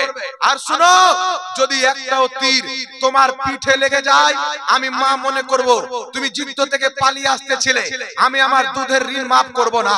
আল্লাহর কসম, মহিলাটি বলছে আমি আমার বেটার পিঠকে চেক করলাম, জামা খুলে চেক করলাম, একটাও তীর আমার বেটার পিঠে লাগেনি, প্রত্যেকটা তীর আমার বেটার বুকে লেগেছে। আমি গর্বিত, নবীর মহব্বতে বুকে তীর খেয়ে আমার বেটা শহীদ হয়ে গেছে। সুবহানাল্লাহ, সুবহানাল্লাহ। এইগুলো হচ্ছে সাহাবার মহব্বত, এইগুলো হচ্ছে নবীর প্রতি তাদের ভালোবাসা। আজকে আমরা কতটুকু রাসূল পাককে ভালোবাসি? এই পৃথিবীর মুসলমান নবী পাকের মহব্বতে কমতি হয়ে গেলে সব বরবাদ। নবীর মহব্বতের নাম হচ্ছে ঈমান। শুনেন শুনেন, নবীকে মহব্বত করনে वाला পাপী হতে পারে। একটা হাদিস আপনাকে শুনিয়ে দিই। একজন সাহাবী নবী পাক সাল্লাল্লাহু আলাইহি সাল্লামের নিকটে আসতো, আল্লাহর নবীকে হাসাতো। কি করত? আল্লাহর নবীকে কিছু কথা বলে হাসাতো। ওই লোকটা একদিন দারু পান করে নবীর নিকটে চলে এসেছে। কি পান করে? শরাব পান করে, বোতল মেরে। এর পূর্বে দারু পান করার কারণে হযরত ওমর ফারুক তিনাকে কোড়া মেরেছে। দারু পান করলে কোড়ার শাস্তি আছে ইসলামে। আবার নবীর নিকটে দারু পান করে চলে এসেছে। আল্লাহর নবী বলছেন একে কোড়া মারো। সাহাবায়ে কেরাম কোড়া মারছেন। তার মধ্যে একজন ব্যক্তি বলছে এর উপরে লানাত হোক, একবার কোড়া খেয়েছে আর আবার দারু পান করে চলেছে। মানে কোড়া খাচ্ছে আবার দারু পান করছে, আবার কোড়া লাগছে। তো একজন বলছে এর প্রতি আল্লাহর লানাত। আমার নবীর কানে যখন খবর চলে গেল, আল্লাহর নবী বলছে খবরদার তার প্রতি লানাত করিও না, সে আমাকে ভালোবাসে। সুবহানাল্লাহ, সুবহানাল্লাহ, সুবহানাল্লাহ। দারু পান করতে পারে কিন্তু সে আমাকে মহব্বত করত, তার প্রতি লানাত করিও না। এই পৃথিবীর মানুষ নবীর মহব্বতের কত দাম দেখে। আল্লাহু আকবার কবীরা। আল্লাহর নবী জিজ্ঞাসা করছেন উমর তুমি সব চাইতে কাকে বেশি ভালোবাসো? হযরত উমর বলছেন ইয়া রাসূলুল্লাহ আমি সব চাইতে বেশি আমার জানকে ভালোবাসি। রাসূল পাক বললেন উমর কতই না ভালো হতো যদি তুমি বলতে আমি সব চাইতে বেশি মুহাম্মদ রাসূলুল্লাহকে ভালোবাসি, তাহলে তোমার ঈমানটা কামিল হয়ে যেত। হযরত উমর ফারুক বলছেন ইয়া রাসূলুল্লাহ এখন আমি সব চাইতে বেশি আপনাকে ভালোবাসি, আমার জান চাইতে বেশি আপনাকে ভালোবাসি। রাসূল পাক বললেন উমর তোমার ঈমান কামিল হয়ে গেল। জোরে বলেন না সুবহানাল্লাহ। এইজন্য পৃথিবীর মুসলমান নিজের জান চাইতে বেশি রাসূল পাককে মহব্বত করতে হবে। ইমাম মালিক রাহমাতুল্লাহ আলাইহিকে জিজ্ঞাসা করা হলো যদি কোনো ব্যক্তি কোনো মুসলমানের সামনে নবী পাকের তাওহীন করে, রাসূলুল্লাহর বেয়াদবি করে, সেই মুসলমান কি করবে? ইমাম মালিক বলছেন ওই ব্যক্তিকে হত্যা করবে। ইমাম মালিক বলছেন যদি হত্যা না করতে পারে বলছেন সে নিজে মরে। আপনার সামনে নবীর যদি অপমান হয় আপনি তাকে কতল করে দেন, যদি ইসলামিক রাষ্ট্র থাকে, ভারতের কথা বলছি। আর যদি আপনার উপায় না চলে ভারতবর্ষের মাটিতে অন্তর থেকে তাকে ঘৃণা করতে হবে। না তার সাথে কুটুমতালি করা যাবে, না রিশতেদারি করা যাবে। কাজী আয়াজ শিফা শরীফের মধ্যে হাদিস নিয়েছেন, আল্লাহর নবী বলছেন যারা আমার সাহাবাকে গালি দেয়, সাহাবার অপমান করে, সাহাবার তাওহীন করে, অর্থাৎ শিয়া, নবী পাক বলছেন ওয়ালা তুজালিসুহুম, সাহাবাকে যারা গালিগালাজ করে, সাহাবার সমালোচনা করে, আল্লাহর নবী বলছেন তার পাশে বসিও না। ওয়ালা তুআকিলুহুম, তার সাথে খেও না। ওয়ালা তুশারিবুহুম, তার সাথে পান করিও না। ওয়ালা তুনাকিহুহুম, তার সাথে বিয়ে শাদী করিও না। আল্লাহর নবী বলছেন সে যদি অসুস্থ হয়ে যায় তাকে দেখতে যেও না, মরে যদি যায় তার জানাজার নামাজ পড়িও না। কাকে গালি দিলে? সাহাবার অপমান করলে। তাহলে নবীর অপমান করলে তার মসলা করা হবে কি হবে না? জোরে বলেন। নবী যদি অপমান করে তার জবাই করা মাংস খাওয়া হারাম। নবীর অপমান করার দলে যদি থাকে তার জবাই করা মাংস খাওয়া যাবে না, তার পিছনে নামাজ পড়া যাবে না। মুসলমান কাকে বলে? যার একটাই আকীদা হবে যে নবীর দুশমন সে আমার দুশমন। বেশক বেশক আমার বাপকে গালি দেখ, আমার মাকে গালি দেখ, আমি সহ্য করতে পারি, কিন্তু নবীকে গালি দিলে কোনো কম্প্রোমাইজ হবে না, কোনো সুলাহ হবে না। রাসূলকে গালি দেনে वाला কে? আপনাকে কেউ যদি গালি দিয়ে দেয়, ক্ষমা চেয়ে মাপ। আমাকে কেউ এক থাপ্পড় লাগিয়ে দেয়, ক্ষমা চাচ্ছে, হুজুর ভুল হয়ে গেছে, আমি মাফ করে দিলাম, খোদাও মাফ করে দিবে। কিন্তু নবীর যদি অপমান করে, অপমান করার পর যদি তওবা করে, শরীয়ত বলছে তওবা করুক, ওর শাস্তি হচ্ছে কতল করে দাও। তওবা কবুল হবে কিনা আল্লাহ জানে, তবে ওর শাস্তি হচ্ছে নবীর তাওহীন করেছে, ওর শাস্তি হচ্ছে মৃত্যুদণ্ড। এটা ইসলাম। ওকে কতল করতে হবে, তওবা করলে সেটা খোদা বুঝবে, কিন্তু নবীর তাওহীন করে দিল, এই জমিনে তার জন্য থাকা জায়েজ নয়। কারণ এই জমিন তাদের জন্য আল্লাহ বানিয়েছে যারা মুস্তাফার গোলামি করে, সুবহানাল্লাহ, নবীর গোলাম নয়। এই জমিন তাদের জন্য নয়। এই জন্য পৃথিবীর মুসলমান আপনাকে বলতে চাই, যদি দুনিয়া আখিরাতের কামিয়াবি চান, নিজের অন্তরে নবীর মুহাব্বতকে বসাতে হবে। একবার জিজ্ঞাসা তো করেন, হুজুর আপনাকে কত ভালোবাসবো? আল্লাহর নবী বুখারী মুসলিমের মুত্তাফিকুন আলাইহি হাদিস, রাসূল পাক বলছেন, লা ইউমিনু আহাদুকুম হাত্তা আকুনা আহাব্বা ইলাইহি মিন ওয়ালিদিহি ওয়া ওয়ালাদিহি ওয়ান নাস আজমাইন। রাসূল কায়নাত বলছেন, অতক্ষণ পর্যন্ত কোন ব্যক্তি মুমিন মুসলমান হবে না যতক্ষণ পর্যন্ত নিজের বাপ চাইতে বেশি, মা চাইতে বেশি, ছেলে চাইতে বেশি, মেয়ে চাইতে বেশি, ওয়ান্নাসে আজমাইন, সবার চাইতে বেশি আমি মুস্তাফাকে না ভালোবাসবে মুসলমান হবে না, লা ইউমিনু, ঈমানদার হবে না। আচ্ছা বলেন তো বাবা, বাপ মা ছেলে মেয়ে সবার চাইতে বেশি মহব্বত নবীকে করতে হবে, তারপরে ঈমানদার হবেন। বুখারী মুসলিমের সহিহ হাদিস। এখন আপনারা বলেন, যদি নবীকে বড় ভাই বলা হয়, তো বড় ভাইয়ের মহব্বত বেশি না আব্বার মহব্বত বেশি? কথা বলেন। ভাইকেও ভালোবাসতে হবে, বাপকেও ভালোবাসতে হবে।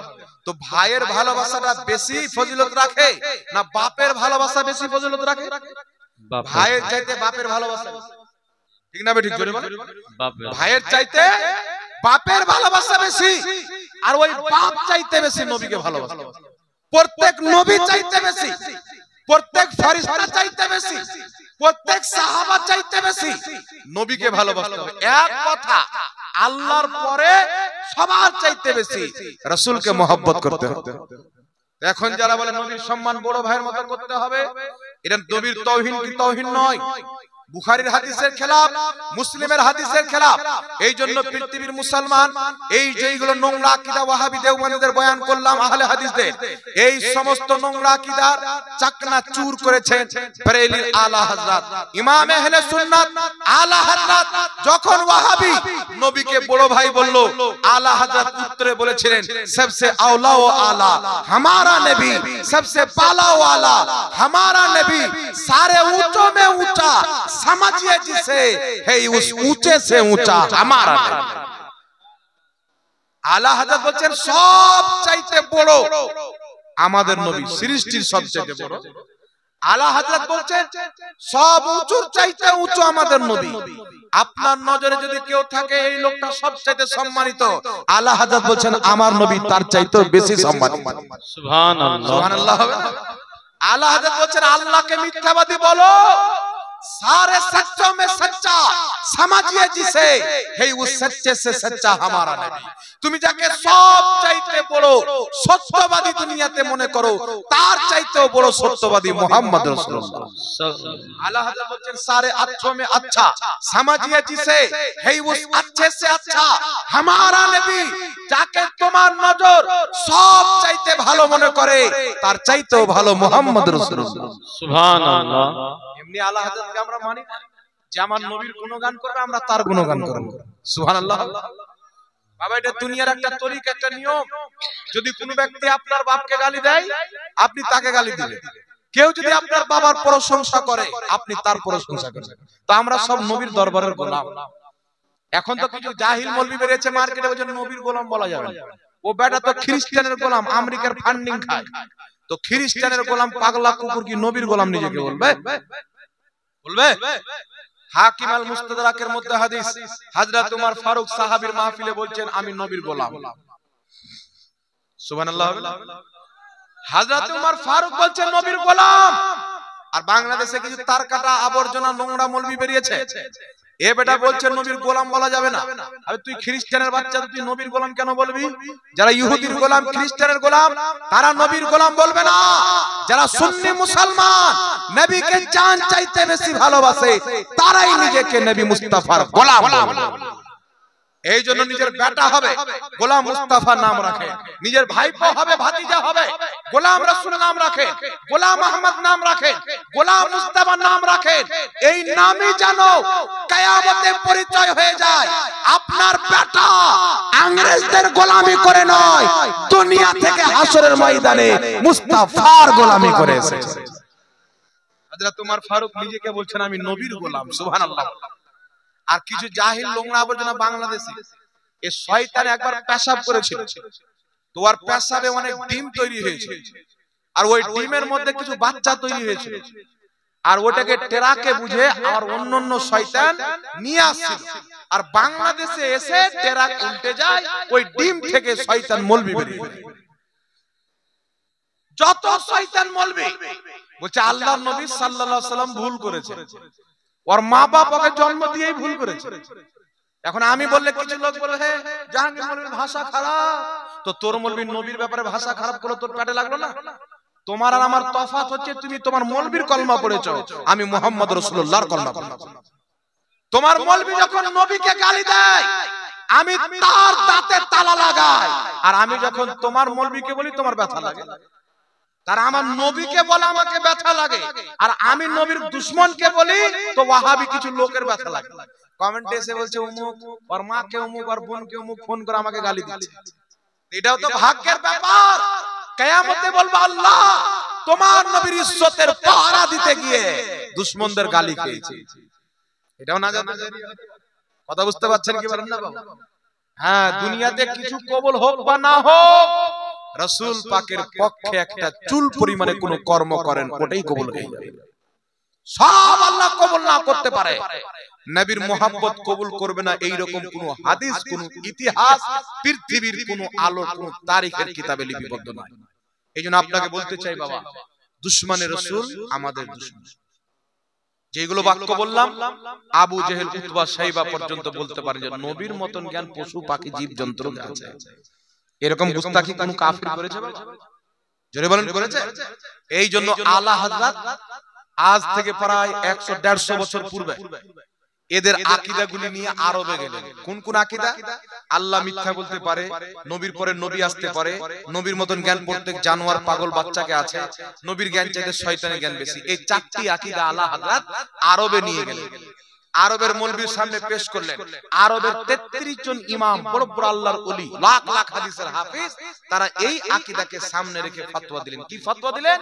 এরা আল্লাহ এবং আল্লাহর রাসূলের গুস্তাখি করেছে, এরা চারজন কাফির ও মুরতাদ। কে? কাসিম নানুতাবি, আশরাফ আলী থানভী, রশিদ আহমদ গাঙ্গোহী, খলিল আহমদ আম্বেঠি। আরবের 33 জন মৌলবী ফতোয়া দিলেন এরা চারজন হচ্ছে কাফির ও মুরতাদ।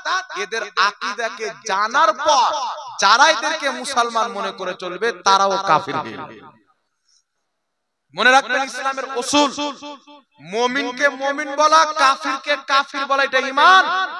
কেউ যদি মুসলমানকে কাফির বলে সে নিজে কাফির, আর কেউ যদি কাফিরকে মুসলমান বলে সে নিজে কাফির। আশরাফ আলী থানভী, রশিদ আহমদ গাঙ্গোহী, কাসিম নানুতাবি, খলিল আহমদ আম্বেঠি, এদের আকীদাকে জানার পর যারা এদেরকে মুসলমান মনে করবে, তবলিগি জামাত হোক, ওয়াহাবি জামাত হোক, দেওবন্দি জামাত হোক, তারাও কাফির হয়ে যাবে। এইজন্য আল্লাহ পাক আমাদের ঈমানকে বাঁচিয়েছেন, আহমদ রাজার ওসিলাতে বাঁচিয়েছেন। জোরে হবে না সুবহানাল্লাহ? এইজন্য দেখবেন এদের যা ব্যথা লেগেছে না, মানে এরা জাতা নবী আল্লাহর সামনে পারতো বলতো, আলা হযরত যদি কিছু না বলতো তো ঠিক ছিল। আলা হযরত এদের বিপক্ষে আরব থেকে ফতোয়া আনার কারণে কিছু পোল্ট্রি মুরগি মৌলবি বেরিয়েছে, বলছে যে আলা হযরত বলাই হারাম। বলে কি বল না বাবা? বলছে আলা হযরত বলা যাবে না।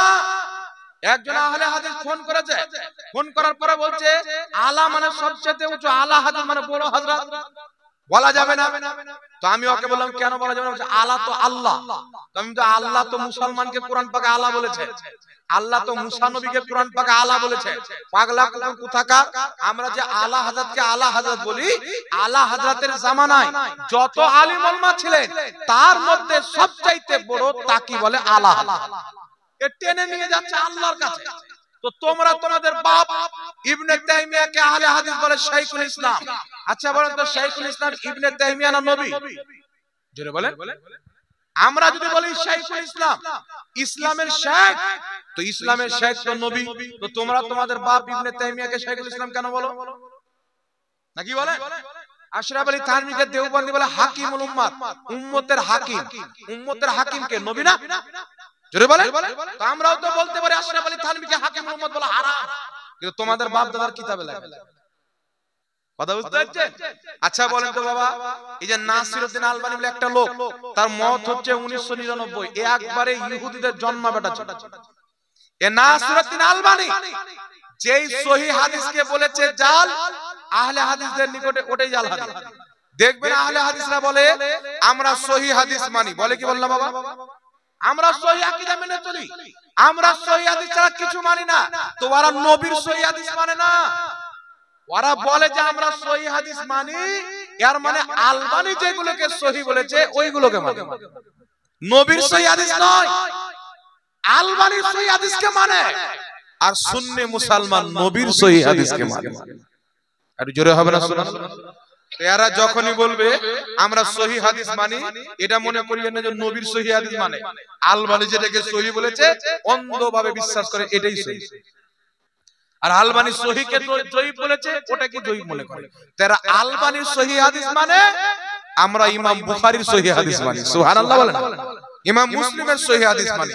এইজন্য বিরাদর ইসলাম এরা আপনাকে বলবে বুকে হাত বাঁধো, আমিন আমিন জোরে বল, ফরজ নামাজের পর দোয়া করিও না। ওকে আপনি বলবেন তোমরা তো মুসলমানই নয়, তো তুই দোয়া করলে কি না করলে, তুই হাত কাহা বাঁধলি না বাঁধলি ওটা আল্লাহ দেখবে না। তোর ঈমান নাই, তোর নামাজ নাই, জিম করা হচ্ছে। ফজরে গেল জিম করা হলো, জোহরে গেল জিম করা হলো। হ্যাঁ, তোর শরীরটা ঠিক থাকবে যদি নামাজ পড়িস, তবে তোর নামাজকে নামাজ বলাটাই হারাম। ওয়াহাবির নামাজ নামাজ নয়। যেই ব্যক্তি লিখেছে নবী মরে মাটির সাথে মিশে গেছে, যেই ব্যক্তি লিখেছে আল্লাহ মিথ্যা বলতে পারে, যেই ওয়াহাবি লিখেছে নবীর জ্ঞান চাইতে শয়তানের জ্ঞান বেশি, যেই ওয়াহাবি লিখেছে নবীকে যতটুকু জ্ঞান আছে প্রত্যেক জানোয়ারকে ততটুকু জ্ঞান আছে, কুরআন হাদিসের ইসলামে তাদের নামাজ নামাজ নয়, তাদের আযান আযান নয়, তাদের মসজিদ মসজিদ নয়। মুসলমান ঈমান নাই তো নামাজ থাকবে? জোরে বলেন। আচ্ছা বলেন তো শিয়ারা মসজিদ তৈরি করে কি করে না? তো শিয়াদের মসজিদকে কি মসজিদ বলা যাবে? উরফান এমনি মসজিদ বলা যাবে, কিন্তু মসজিদে যারা এখন দেখবে বিভিন্ন জায়গাতে দু চারটা ওয়াহাবি হয়ে গেল, আমেরিকার হারাম টাকাতে মসজিদ তৈরি করে। বুঝতে পারলেন? ওর বাপ ভিক্ষা করে খেতে, ওর মা এখন পর্যন্ত ভিক্ষা করে, আবার মসজিদ বানিয়ে দিল আমেরিকার হারাম টাকাতে। এই মসজিদ কি? মসজিদে জিরার। কুরআনুল কারীমের মধ্যে রয়েছে আমাদের নবী যখন মুনাফিকদেরকে মসজিদ থেকে তাড়িয়ে দিলেন, ওই মুনাফিক নবীর পিছে নামাজ পড়তো, নবীর সাথে যুদ্ধের ময়দানে যেত, আবার বাইরে এসে কাফিরদেরকে বলতো আমরা তো তোদের পার্টি। বুঝতে পারছেন? লম্বা লম্বা দাড়ি, নবীর পিছে নামাজ পড়তো, নবীর কালমা পড়তো, নবীর সাথে যুদ্ধের ময়দানে যেত, হজ করতো। আর যখন কাফিরের কাছে আসতো আমরা তো তোদের পার্টি, মুহাম্মদ সাল্লাল্লাহু আলাইহি ওয়াসাল্লামের কাছে যাই, ওর কথাগুলি তোমাদের কানে ভরবো। নবী পাক দাঁড়িয়ে গেলেন, উমুকের বেটা উমুক মসজিদ থেকে বেরিয়ে যাও, উমুকের বেটা উমুক মসজিদ থেকে বেরিয়ে যাও। আল্লাহর নবী শত শত মুনাফিককে মসজিদ থেকে যখন বের করলেন, মসজিদে নববী থেকে কয়েক কিলোমিটার দূর ওরা একটা মসজিদ তৈরি করলো। তখনকার ওয়াহাবি, তখনকার আহলে হাদিস কি মসজিদ তৈরি করলে? ওই মসজিদের নাম আল্লাহ দিলেন মসজিদে জিরার। কি নাম? কুরআন পাক আল্লাহ বলছে মসজিদে জিরার। মুসলমানের মধ্যে ভাগ তৈরি করার জন্য, মুসলমানের মধ্যে ডিবেট তৈরি করার জন্য, মুসলমানের মধ্যে ফিতনা সৃষ্টি করার জন্য মসজিদ তৈরি করেছে। এটা আল্লাহর ঘর নয়, আল্লাহ বলছে এটা শয়তানের ঘর। আমার নবীকে ডাকতেছেন, হুজুর আমরা তো মসজিদ তৈরি করেছি, আপনি গিয়ে নামাজ পড়ে শুরু করে দেন, উদ্বোধন করে দেন। আল্লাহ বলছেন মেহবুব ওই মসজিদে খবরদার পাও রাখিও না, ওটা খোদার ঘর নয়, শয়তানের ঘর। নবী পাক সাহাবীকে বললেন মসজিদকে ভেঙে দাও, সাহাবায়ে কেরাম গিয়ে ওই মসজিদে আগুন লাগিয়ে ভেঙে চুরমাচার করে দিল। আর এখন বর্তমানে আহলে হাদিসদের আপন বাপ মুহাম্মদ বিন সালমান আবার মসজিদটা তৈরি করেছে। যেই মসজিদ নবী পাক সাহাবাকে দিয়ে ভেঙে চুরমাচার করে দিয়েছেন, শয়তানের মসজিদ, ওটাকে আহলে হাদিসদের ইমাম মুহাম্মদ বিন সালমান আবার তৈরি করেছে। তাহলে নিশ্চয়ই ওদের বাপ দাদা ছিল ওই মুনাফিকরা, নাহলে ওদের ভাঙা মসজিদ কেন তৈরি করবে বাবা বলেন? নিশ্চয়ই ওদের তার সাথে সম্পর্ক আছে। এইজন্য আপনাকে বলতে চাই বাবা, এদের থেকে নিজের ঈমানকে বাঁচিয়ে রাখবে। ঈমান বাঁচ গয়া তো সব কুছ বাঁচ গয়া, ঈমান চলা গয়া তো সব চলা গয়া। নবী নবী, কবরে নবী, হাসরে নবী, সব জায়গাতে নবী, সব জায়গাতে। একটা লোক বলছে বেরেলভিরা নবীকে আল্লাহর সাথে মিলিয়ে দেয়। কুরআন পাকের একটা আয়াত দেখাও যে আয়াতে আল্লাহ নিজের নাম বাদ দিয়ে নবীর নাম লেখেনি। নবীকে আল্লাহ বাদ দিয়ে কথা বলেছেন কুরআন পাকে দেখাও। নবী যদি ইন্তিকাল করে শেষ হয়ে যেতে, নামাজের মধ্যে তাশাহুদে আসসালামু আলাইকা আইয়ুহান নবী থাকতো না, আল্লাহুম্মা সাল্লি আলা মুহাম্মদ থাকতো না, তোমার নামাজ নবীর নাম নিলে না নিলে হবে না। আল্লাহ বিধান করে দিয়েছেন কুরআন পাকে, ওয়ারাফায়না লাকা যিকরা, মাহবুব তোমার জিকিরকে আমি উঁচু করে দিয়েছি। এর ব্যাখ্যাতে আব্দুল্লাহ ইবনে মাসউদ সাহাবী রাসূলের করা তাফসীর, তাফসীর ইবনে আব্বাসের মধ্যে লেখা আছে, ওয়াইজা যুকিরতু যুকিরতা মাই, আল্লাহ পাক নবীর জিকিরকে উঁচু করেছেন মানে কিয়ামত পর্যন্ত, বরং কবর হাসরে যেখানে আল্লাহর জিকির হবে সেখানে মুস্তাফার জিকির হবে।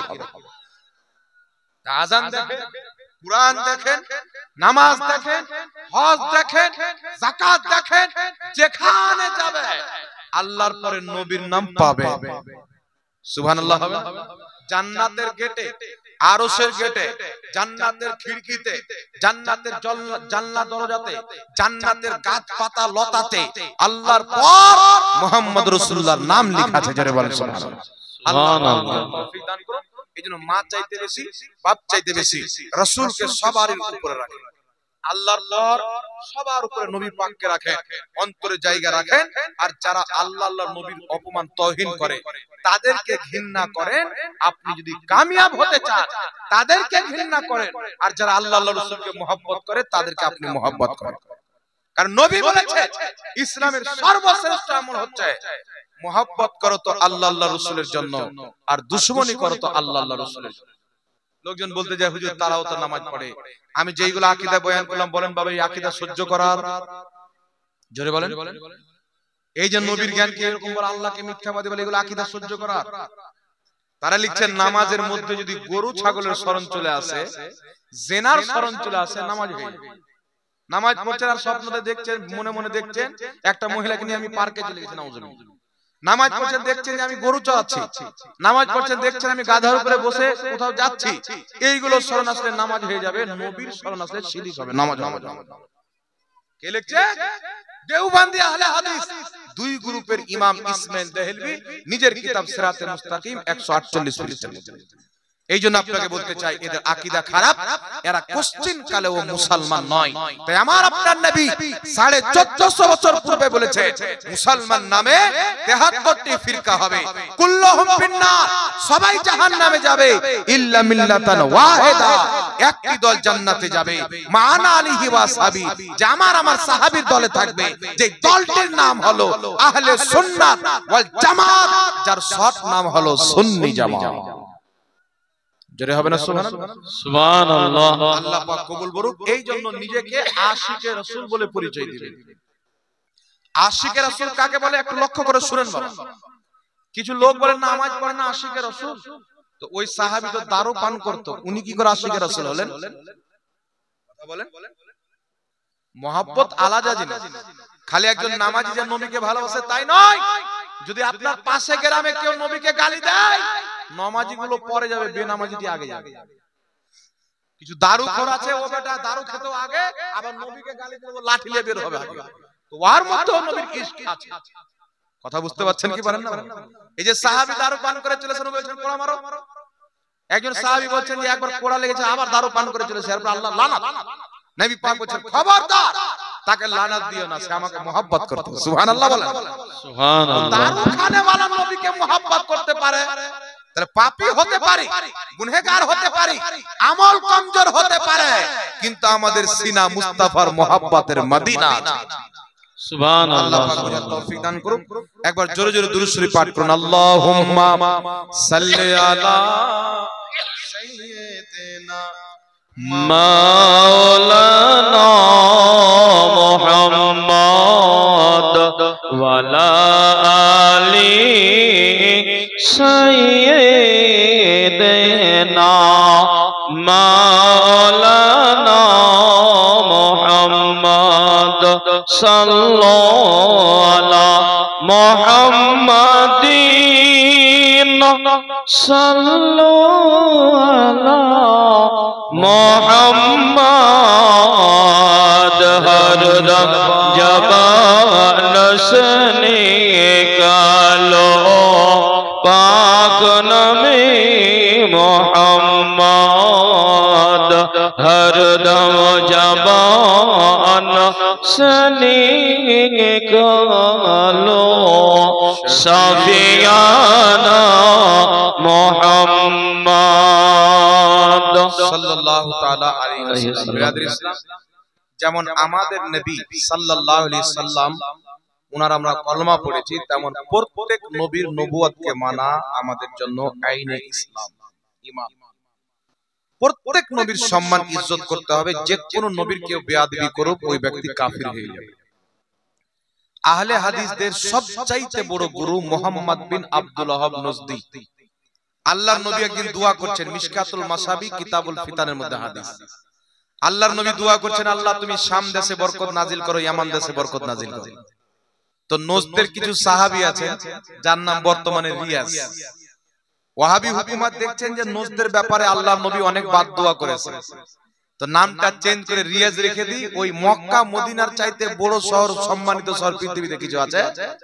মক্কাকে রাজধানী না বানিয়ে, মদিনাকে রাজধানী না বানিয়ে ওয়াহাবি হুকুমত রাজধানী বানিয়েছে ওই নজদকে, যে নজদের জন্য আমার নবী বাদ দোয়া করেছেন।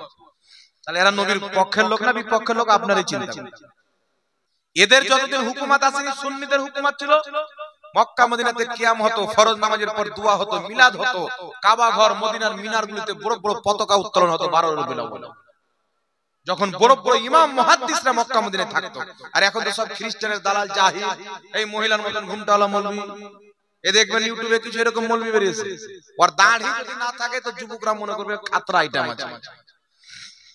ও দাড়িটির জন্য মনে হচ্ছে পুরুষ, নয়তো এমন করে ঘুমটা দেয় যে মনে হয় যে টাটকা একবার মহিলা বসে আছে। আসলো কোথায় থেকে? বুখারী শরীফের হাদিস।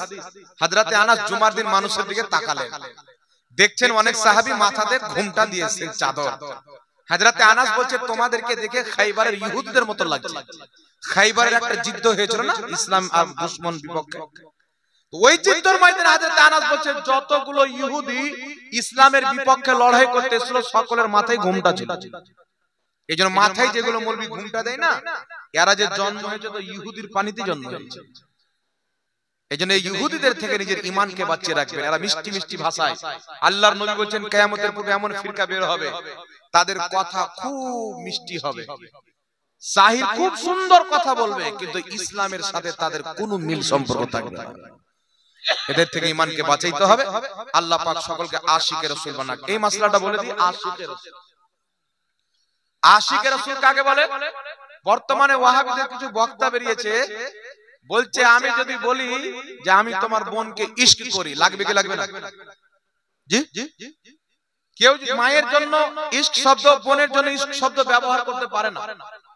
স্ত্রীর জন্য ব্যবহার করতে পারে, সেটা মায়ের জন্য ব্যবহার করা যায় না, আপনার বোনের জন্য ব্যবহার করা যায় না, সেটা নবীর জন্য কি করে ব্যবহার করা যেতে পারে?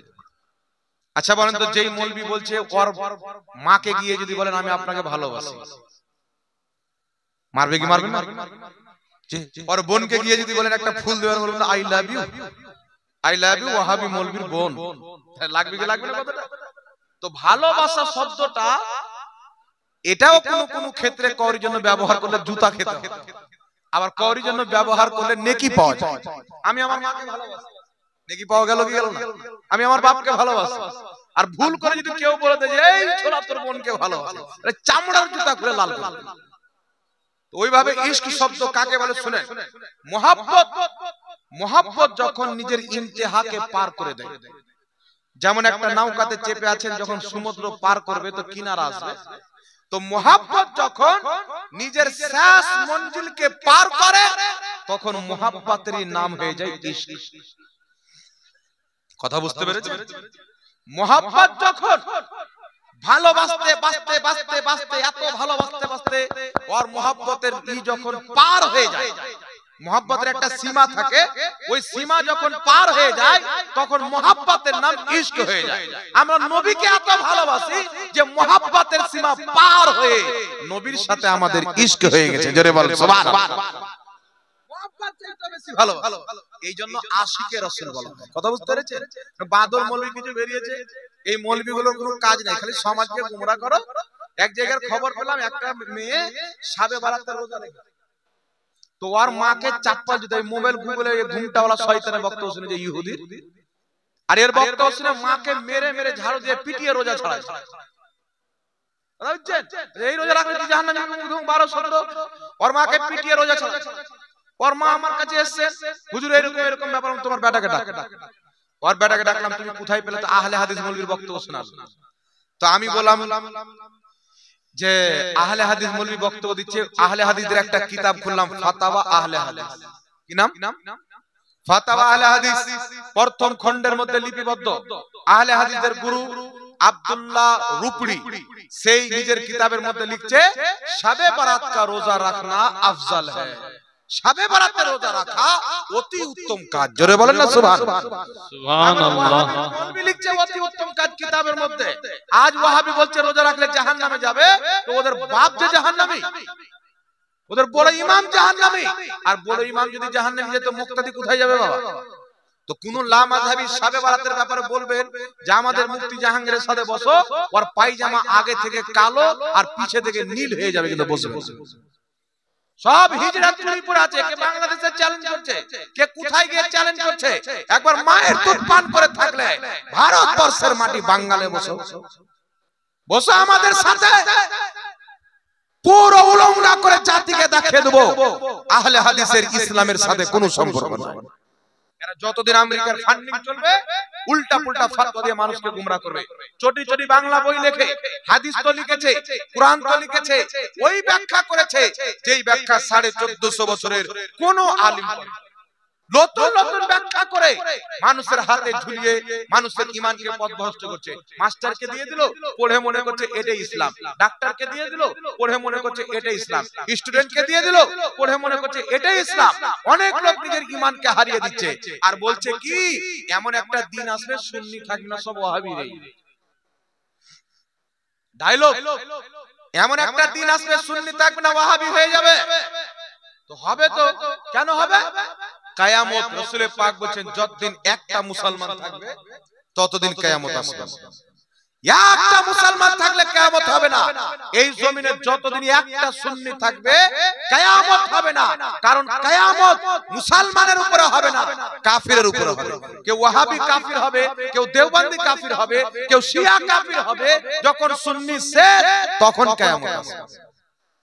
নবীর হাদিস পূর্ণ হবে হবে কি হবে না? তো মানুষ ঈমান হারা হচ্ছে, হবে। আল্লাহর নবী বলেছে এমন কোন বাড়ি থাকবে না যে বাড়িতে গুমরাহিয়াত যাবে। তো লামাযহাবী প্রচার হচ্ছে মানে এটা মনে করি না তোমরা হক পথে আছো। লামাযহাবী প্রচার হওয়া মানে কিয়ামত নিকটে আসা, কিয়ামতের মাল জোগাড় করে দেওয়া। ঈমানদার সুন্নি শেষ হবে, ওয়াহাবির উপরে কিয়ামত আসবে, শিয়ার উপরে কিয়ামত আসবে, ইহুদির উপরে আসবে, খ্রিস্টানের উপরে আসবে, মুশরিকের উপরে আসবে। কিন্তু সুন্নি ঈমানদার এদেরকে আল্লাহ কিয়ামত থেকে হেফাজত করবে। জোরে বলেন সুবহানাল্লাহ। আল্লাহ পাক বুঝার তৌফিক দান করুন। একটা মশলা এসে বলে দিই, গভীর রাতে এখানে একটি মশলা এসেছে, আসসালামু আলাইকুম। এটা কি আছে? মাজার ও সাহাবা খানাতে হাত তুলে সামনে করা যাবে কি? এটা কি লিখেছে আমাকে বাংলা লিখে দিলে ঘুরাবেন না, ঠিকঠাক করে লিখে দিবেন, বুঝতে পারছেন? খুব কষ্ট করে শিখেছি।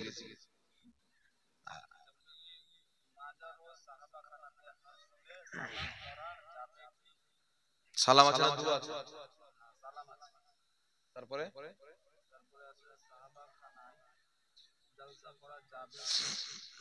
দেন। আসসালামু আলাইকুম। ওয়া আলাইকুম আসসালাম। মাজার ও সাহাবা খানাতে হাত তুলে সালাম করা যাবে কি? হাত তুলে সালাম আবার কাকে বলে? আসসালামু আলাইকুম, এভাবে আসসালামু আলাইকুম হাত তুলে কাকে করে? কেউ দূরে আছে বললে হয়তো আওয়াজ যাবে না, তো আস্তে বলে হাতে ইশারা করে দিচ্ছে যে আমি আপনাকে সালাম করলাম। বাকি কবরস্থানে গেলে আসসালামু আলাইকুম ইয়া আহলাল কবর এটা বললেই হবে। কেউ যদি হাত তুলে আসসালামু আলাইকুম আহলাল কবর, এটা নাজায়েজ বা হারাম না, বুঝতে পারলেন?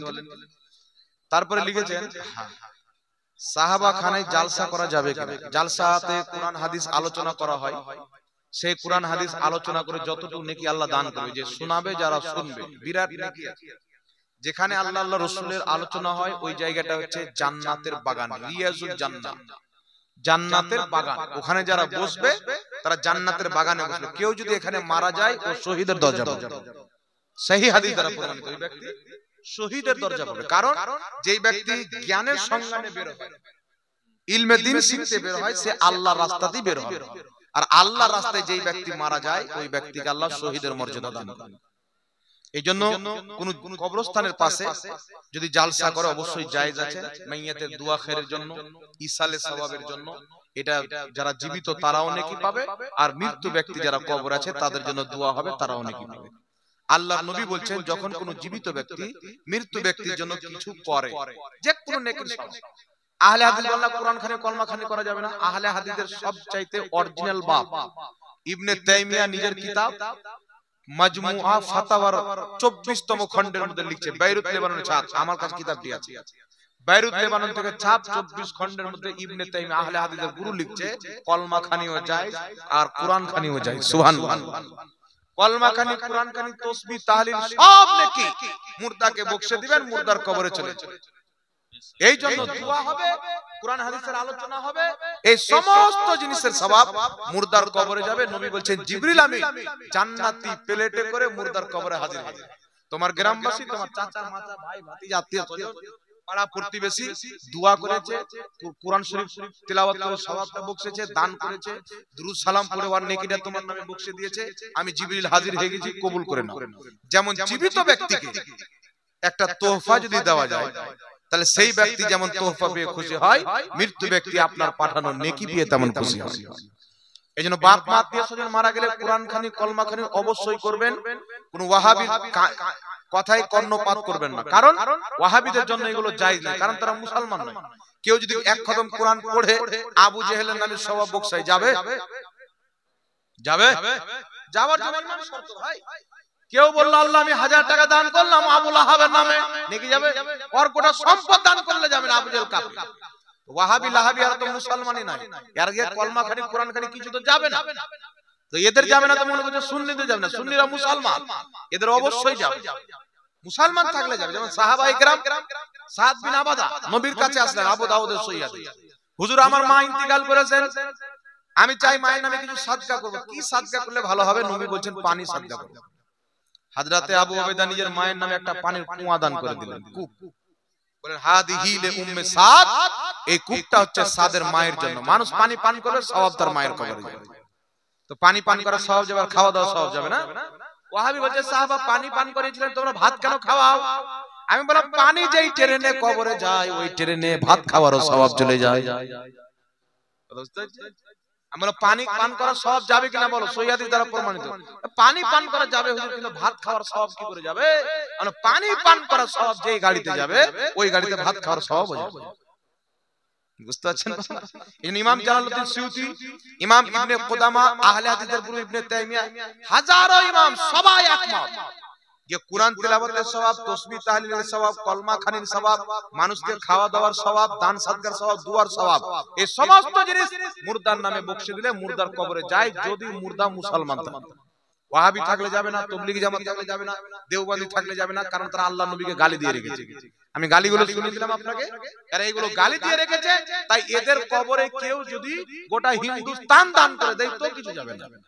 আর মুসলমান সুন্নি যদি থাকে, একটা 8 আনা যদি দান করে সেটাও তার কবরে চলে যাবে। সুবহানাল্লাহ। কিন্তু এরা চালান চালিয়েছে এদের জন্য করা জায়েজই নয়, কারণ এরা মুসলমান নয়। যদি আপনি মুসলমান থাকে, আপনার আত্মীয় স্বজন যে মরেছে সেই যদি মুসলমান থাকে, 40 চাহরম বর্ষরিক প্রত্যেক বছর প্রত্যেক দিন যখন আপনার ইচ্ছা করে তার নামে ইসালে সওয়াব করেন, কোরআন খতম করেন। আপনি না জানেন, যারা করতে জানে তাদেরকে ডেকে কোরআন খতম করান, সবারই নেকি আপনার বাপ মায়ের কবরে চলে যাবে। কথা বুঝতে পেরেছেন?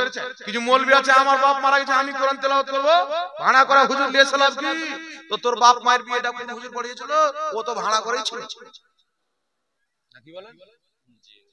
বর্তমানের পোল্ট্রি মুরগি বলছে ভাড়া করা হুজুর নিয়ে সালাম কি? তো শাওকাত জোলার বিয়ে যে মৌলবি পড়িয়েছিল ও তো বেটা টাকা দিয়েছিল। তাহলে শাওকাতের বিয়েটা হয়নি, তাহলে ডাবচোর কি হবে? হালাল জাদা না হারাম জাদা? কি হবে? চিন্তা করছে। ওর মসজিদের ইমাম বলছি, ওর মসজিদের ইমাম হচ্ছে ভাড়া করা, ওর মাদ্রাসার শিক্ষক হচ্ছে ভাড়া করা, ওর বাপের জানাজা পড়াচ্ছে ভাড়া করা মৌলবি, সব ভাড়া করা। আর আপনি যখন ইসালে সাওয়াবের জন্য ডাকবেন, হুজুর আজকে আমার বাপের 40,000 ইসালে সাওয়াব আছে, আপনি জানেন একটু দোয়া খের করতে হবে, ভাড়া করা মৌলবি দেখি আর দোয়া হয়? তোর ফরজ নামাজ হয়ে যাচ্ছে তো দোয়া কেন হবে না? কথা বুঝতে পারছেন কি পারেন না?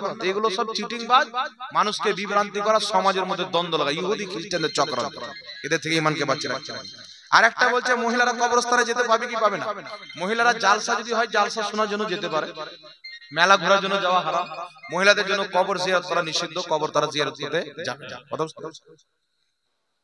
যাক, জাযাকাল্লাহু খাইরান ফিদ দারাইন। অনেক আলোচনা করা হলো। এই দেখেন একটা কিতাব আছে, অনেক কিতাব তো দিয়ে চলে গেল, ভাবছিলাম আজকে কিছু বলবো না, তবু কালকে শবে বরাত। এই কিতাবটা আছে হাদিস ও মুহাদ্দিসের দৃষ্টিতে শবে বরাত, একই জন মুফতি আমজাদ হোসেন সিমনানি সাহেবের লেখা, ওটাও এটা। মাত্র 50 টাকা হাদিয়া আছে, যদি কেউ ইচ্ছুক হন তাহলে কিতাবটা আপনারা কিনবেন। শবে বরাতের ব্যাপারে শুরু থেকে শেষ অবধি সব জিনিস দেওয়া আছে। শবে বরাতে রোজা রাখা যায়, রাতে ইবাদত করা যায়। আল্লাহর নবী বলেছেন কুমু লাইলাহা ওয়া সুমু নাহারাহা। শবে বরাতে দিনের বেলা রোজা রাখো, রাত্রি ইবাদত করো, রাত্রি ইবাদত করো, দিনের বেলা রোজা রাখো। এইজন্য নবী পাক বলেছেন, আমরা নবীর কথা মানবো, কোনো গুদর মুনসির কথা মানবো না। কথা বুঝতে পেরেছেন? কিছু মৌলবি এসে বলবেন রোজা রাখার হাদিসটা যঈফ।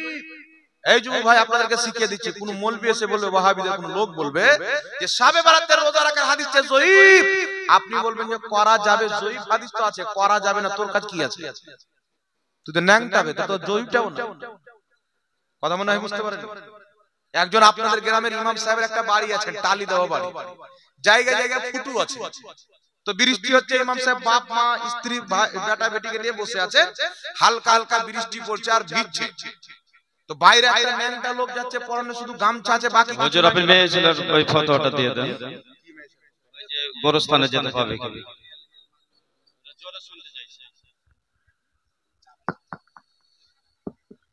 যেটা বলছে এটা বলতে দিন আগে, কথার ভিতরে লল্লি ঘুষিয়ে দিতে হবে না, তা না, ওটা বললাম।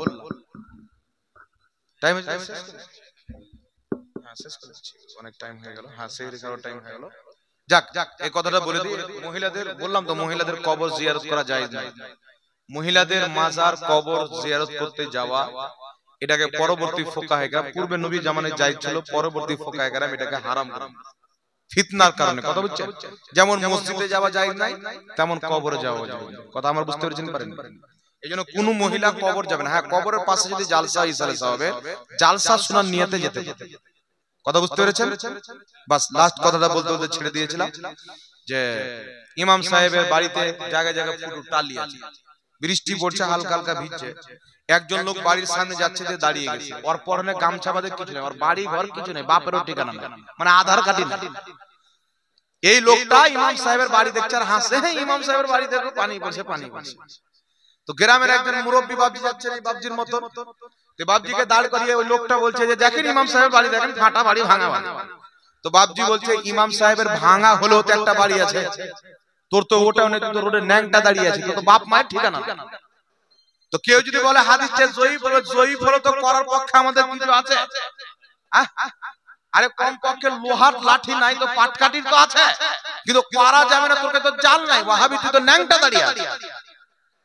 কথা বুঝতে পারলেন? এই উত্তরটা দেখেন। যাই হোক, ওয়া মা আলাইনা ইল্লাল বালাগ। আসসালামু আলাইকুম ওয়া রাহমাতুল্লাহ, সালাতু ওয়া সালাম পড়েন। ইয়া নবী সালাম আলাইকা, ইয়া রাসূল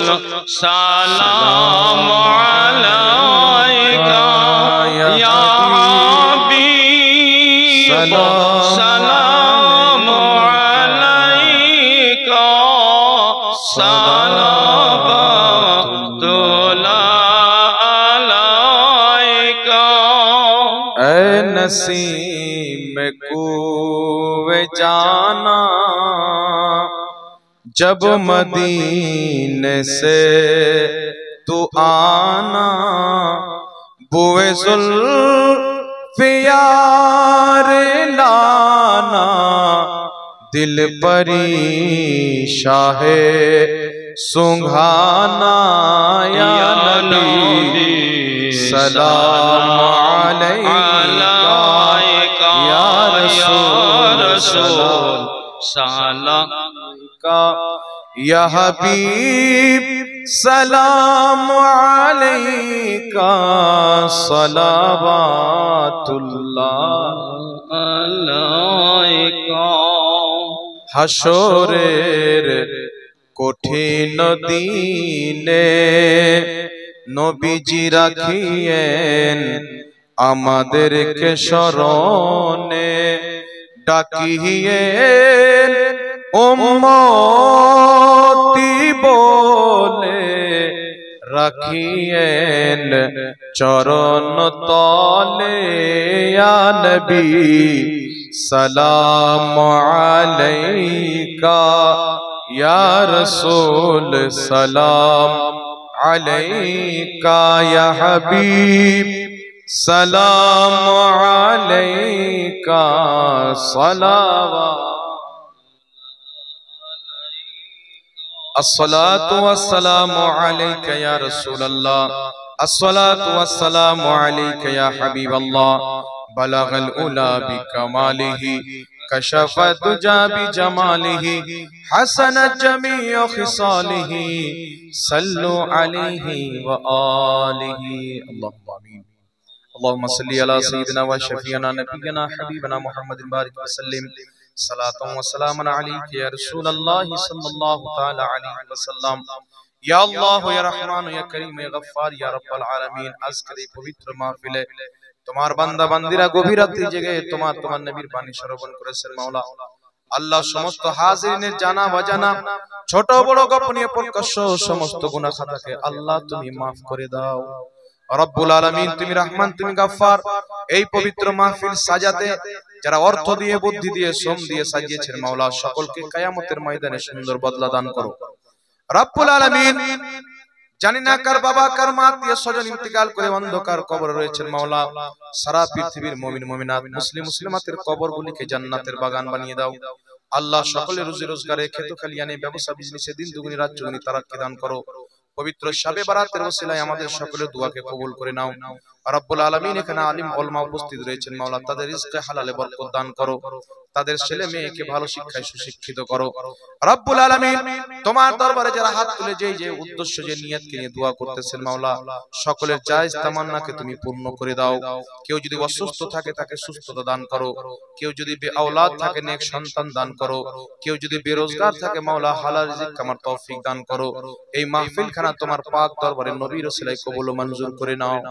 ربنا آتنا في الدنيا حسنة وفي الآخرة حسنة وقنا عذاب النار وصلى الله تعالى على خير خلقه ونور عرشه محمد وآله وأصحابه أجمعين برحمتك يا أرحم الراحمين آمين بحق لا إله إلا الله محمد رسول الله.